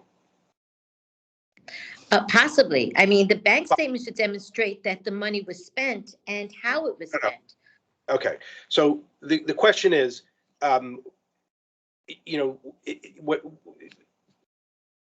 where do the filings that you made, that you were explaining to me, you made the filings, you got ID numbers, but they kept on saying they didn't hit the submit. Where does that fit in? Because it's not my understanding that this is in fact the case, that there was only $73,000 in expenses, because obviously there'd be, $20,000 in surplus that would. It means that it means that 21,000 were just left off and not reported at all. Doesn't mean it wasn't spent. Right. Reported at all, which is obviously among the more serious things that you could do, is not report expenditures at all. Right. So I think this is covered in this report in item 1, or failing to report transactions, item 1, where the board counsel identified that in response to the notice, the campaign provided transaction identification numbers for some of the unreported transactions, and then goes on to say that, however, the identification numbers were generated when the campaign attempted to report the transactions after the draft audit report response was due, and the campaign was unable to submit amendments to its disclosure statements at that time. So I would just ask that either Ms. Rivera or Mr. Torres address that statement, because I think that this is what, this is my understanding, that this is what they were explaining to me, that these were all recorded and they have identification numbers. I know that the board counsel says that those identification numbers were assigned after the date that the draft audit report was due. Mr. Torres and Ms. Rivera had argued to me that that is not the case, that these were transaction IDs that were entered back in 2017 that somehow were not recorded. So I don't know if that is in fact possible, or but I'd ask them to address it, because that's the only explanation I can identify to. Yes. Before they express that, I'd really like to give Mr. Judy a chance to jump in here and see if he can shed any light on this. Mr. Judy? Certainly. So our understanding on the deficit of the reporting is from our systems, and the transaction IDs that were provided on the response to the revised notice, in particular around the post-election expenditures, are not ones that we can find in the system. And that's a common problem that occurs, or not common problem, but a problem that occurs when a report or an amendment is attempted to be made after the draft audit report. And since these were in response to the revised enforcement notice, they appear to be transaction IDs that were generated at that time. What might be the source of the confusion is also the late submissions of disclosure statements and the non-submission of disclosure statements. But the key here is that real-time reporting of these transactions is the key for the whole program. The goal is to give voters information at the time, and these appear to have been very late attempts at reporting these transactions, and certainly too late to help any voters with the election. Okay, stay with that for if I may, there Ms. was. Rivera, Ms. No, Rivera. just a sec, Ms. Rivera. I want to stay with Mr. Judy for one more minute. Certainly the timely reporting is key, and the failure to do so justifies penalties. But when you're trying to figure out what needs to be paid back because of a qualified expenditure deficit, do different considerations apply such that the timeliness is less critical? I don't believe so. An unreported transaction can't be qualified under our rules. Before the draft audit report, there can be transactions reported that might be able to be qualified in terms of repayment, but not after the DAR. Okay, thank you. Ms. Rivera, you were going to say?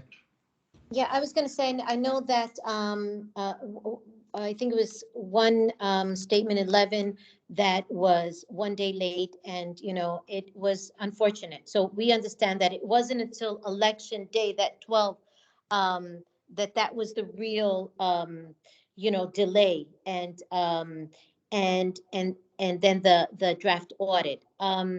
Now, so the transaction numbers demonstrate, you can see that the transactions were made, that the money was uploaded.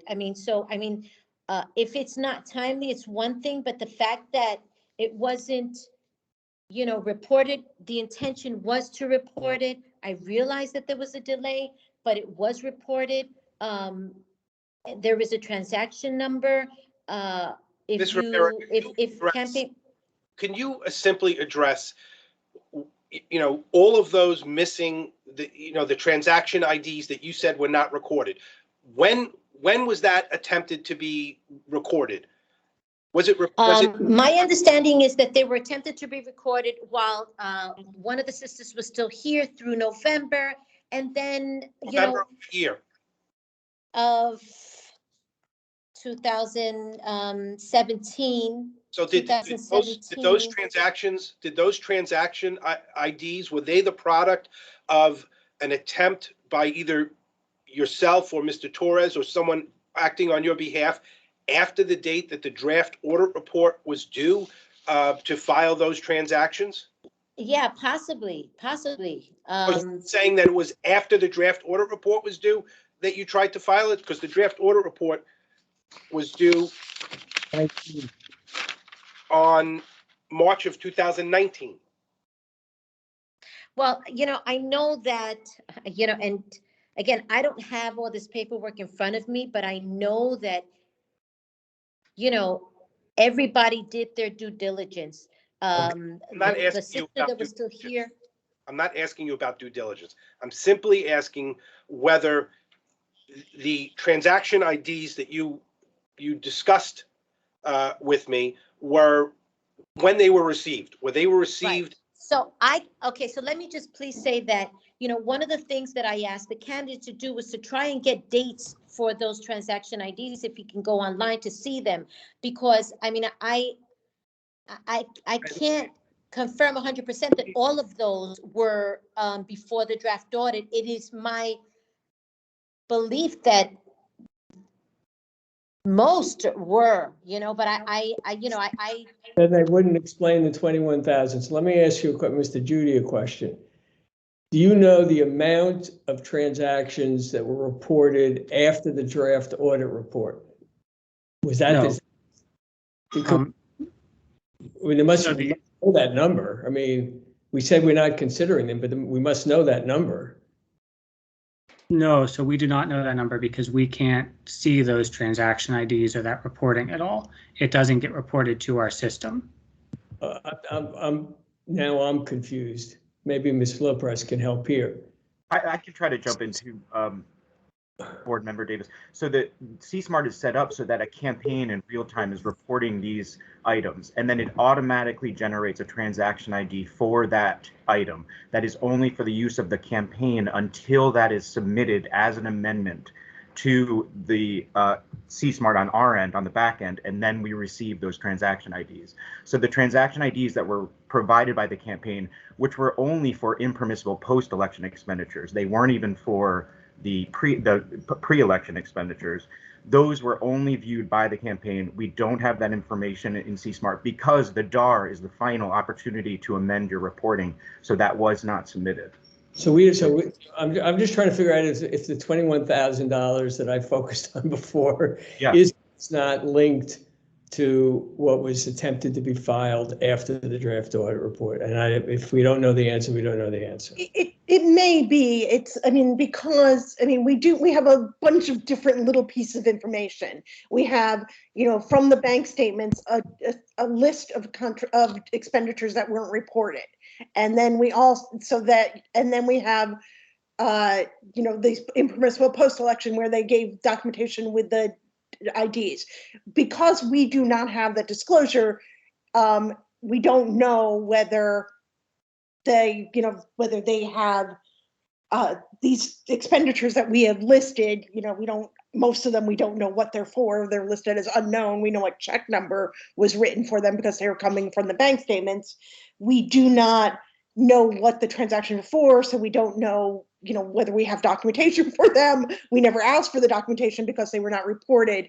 But you are exactly correct, Chairman, Board Member Davis, that they only reported $73,000. I'm going to round the numbers, $73,000, which means that they are $21,000 short in the ability to qualify because there are $21,000 worth of expenditures that we do not know what those expenditures were for, nor had we asked for the documentation, or can we match that documentation to report it? And that's part of the qualified analysis, is matching documentation to the way the campaigns are reported. So we don't have the reporting, we probably don't have the documentation because it doesn't appear on that sample report, to be asked for.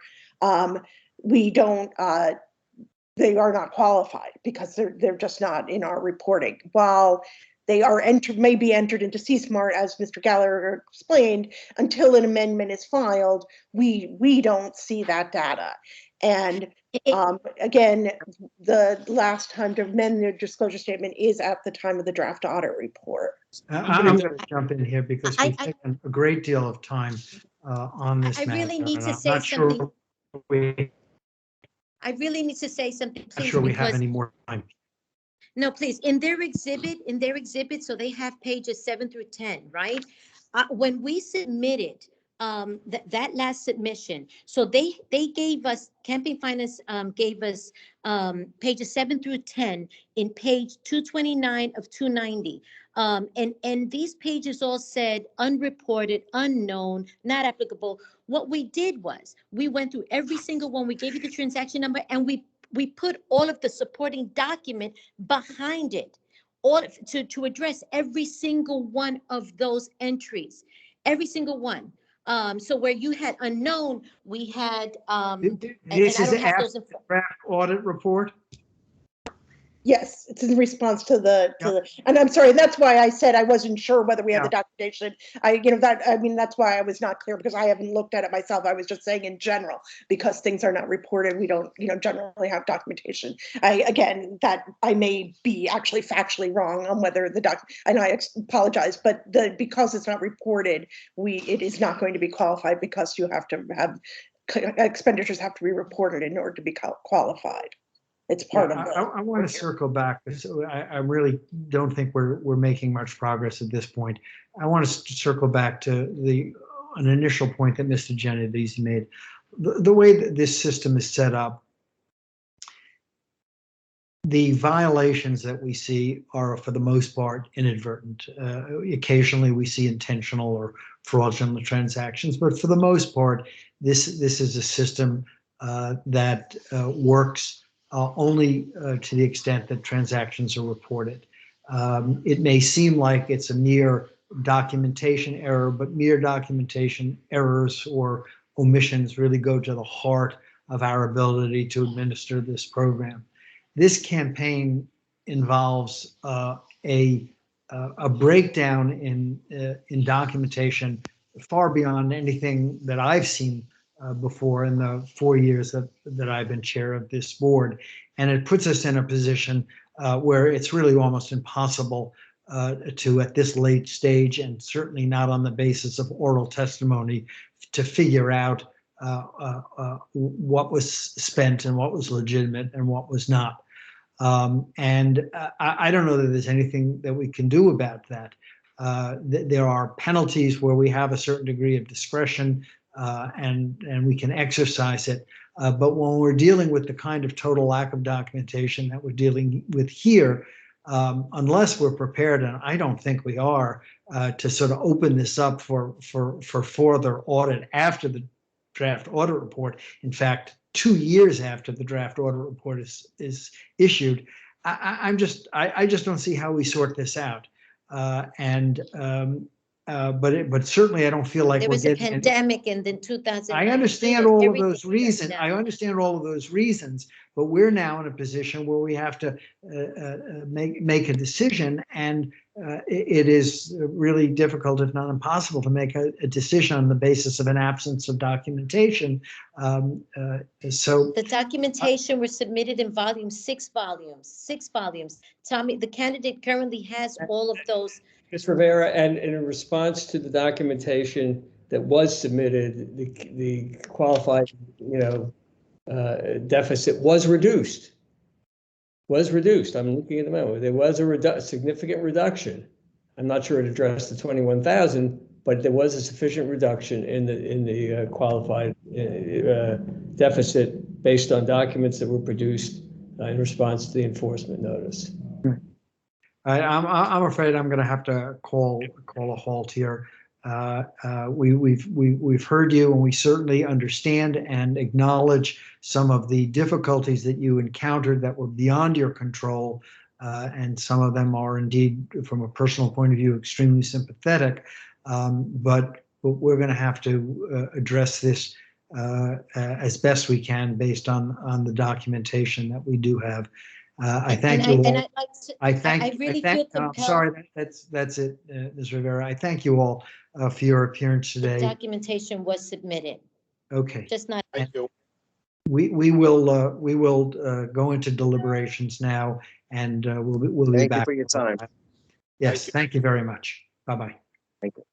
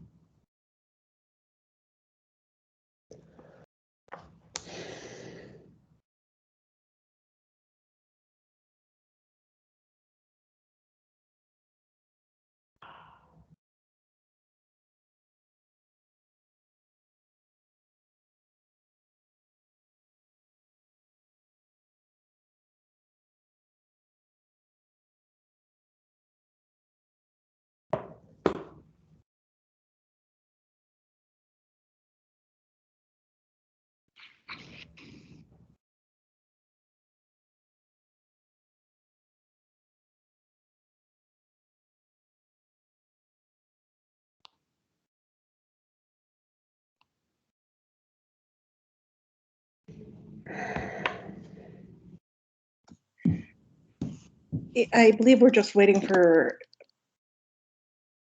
I guess we're waiting for board member Spraggins, and I'm not sure if board member Camp is. Oh, there he is.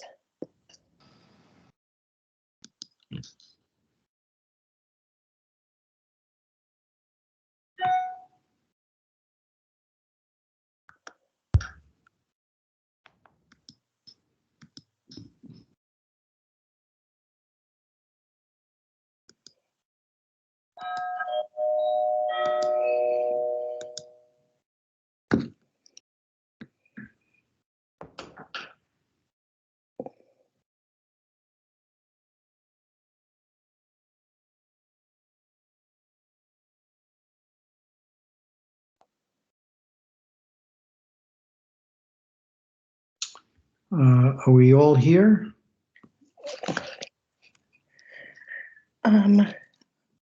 Is board member Spraggins here? I don't see her.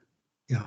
While we're waiting, Amy, we're out of time in terms of the things we were going to do that we discussed before this in executive session. We're going to have to reschedule another meeting.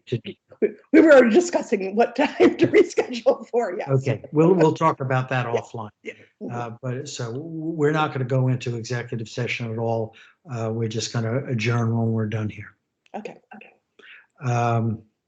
Okay, and so I can't see all of the initials. So is Greg with us?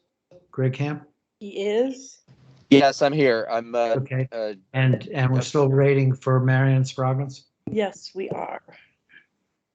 Let me.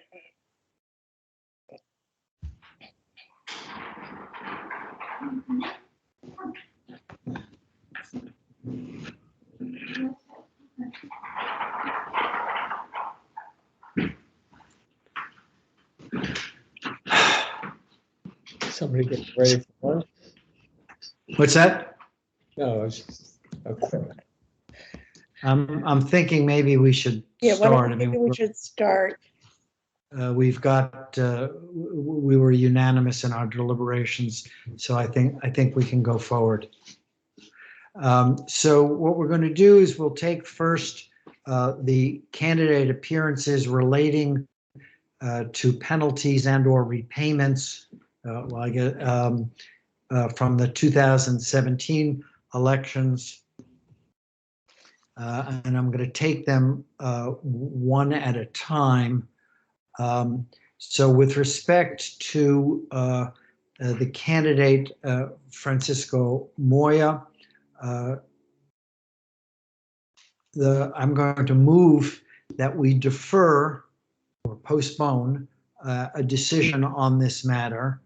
I'm going to direct his counsel to submit all further documentation that he wishes to be reviewed in addition to the spreadsheet that he provided today. And we will give direction to the staff as to the kind of analysis we want. Bear in mind that this is not a decision as to necessarily the legal relevance, but we want to be sure to afford the full and last opportunity for evidence to be considered. And so we are going to put off our decision to a later date, and in the meantime, ask you within the next what is today, Thursday? Within the next 3 business days to submit all of the backup documentation that you wish to be considered. And as I said, we're not looking for our staff to do a full audit or necessarily even to redo their memo, but to give us an analysis of what these documents consist of, and lay it out for us so that we know exactly what's there without having to necessarily turn every piece of paper ourselves. So that's the motion with respect to candidate Moya. And because there was a unfortunate and perhaps, or more than perhaps, inaccurate press report about this matter today, I want to make clear that this is not a decision on the merits. We have not made any decision whatsoever with respect to violations or penalties relating to Mr. Moya. So that's the motion. Is there a second? Second. All those in favor? Aye. Opposed? Abstentions? The motion carries. Thank you. Next, candidate Tommy Torres. Excuse me for a minute while I turn to a different document in order to do this one. So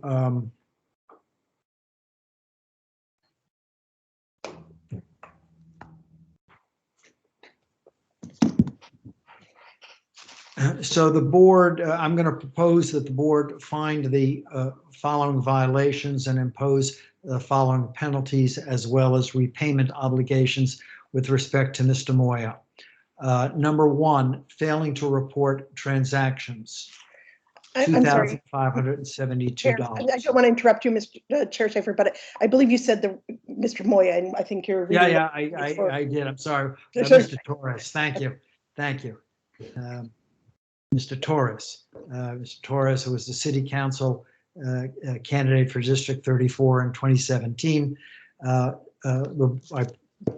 We proposed to find the following violations and impose the following penalties and repayment.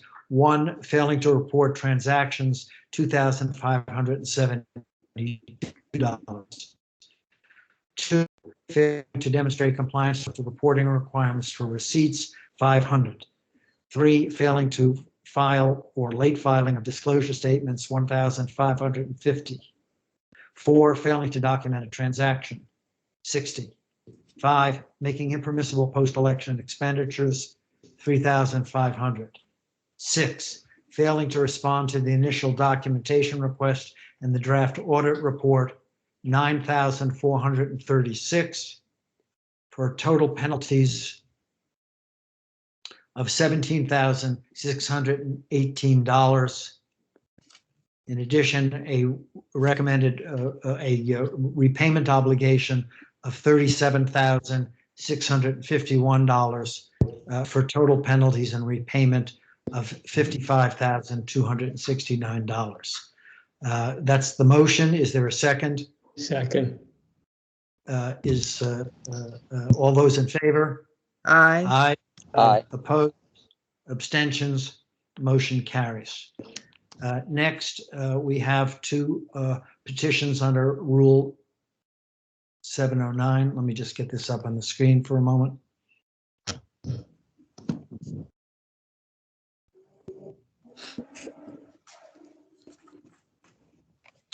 The first is the petition of Anthony Jones. I move that we deny the petition. Is there a second? Second. All those in favor? Aye. Aye. Abstentions, the motion carries. Next, the petition of Allison Ryan. I move that we deny the petitions to our staff to expedite the audit of this candidate. Is there a second? Second. All those in favor? Aye. Opposed? Abstentions? Motion carries. Next, we have two complaints. I'll take these together. I move that we dismiss the complaints against candidate Francisco Moya and candidate Tommy Torres. Is there a second? Second. Second. All those in favor? Aye. Abstentions? I'm sorry, opposed, abstentions, the motion carries. Next, I'll let you do this one, Amy, because this is a motion to ratify. I Actually, it's actually a new petition for Mercedes Narcisse to. I'm sorry. I'm going to skip to the ratification of the payments for a second, and then I'll come back to that. All right, thank you. I'm sorry. I had a moment of unclarity. Sorry about that. The first is the staff is recommending that the board ratify the chair's denial of a 7-9 petition from the candidate Mercedes Narcisse for the 2021 election. I requested that be deferred because we didn't discuss that. Okay. Okay, so we will defer the ratification, and the next item is ratification of the approval of the chair's approval of 2 payments that were made after the last post-election payment to Vanessa Gibson and to Marvin Jeffcoat. So moved. Is there a second? Second. All those in favor? Aye. Aye. Aye. Opposed? Abstentions? The motion carries. All right, I think we are done. Thank you all very much. I'm moved that we adjourn. Is there a second? Second. Second. All those in favor? Aye. Aye. Opposed? Abstentions? Motion carries. Thank you very much.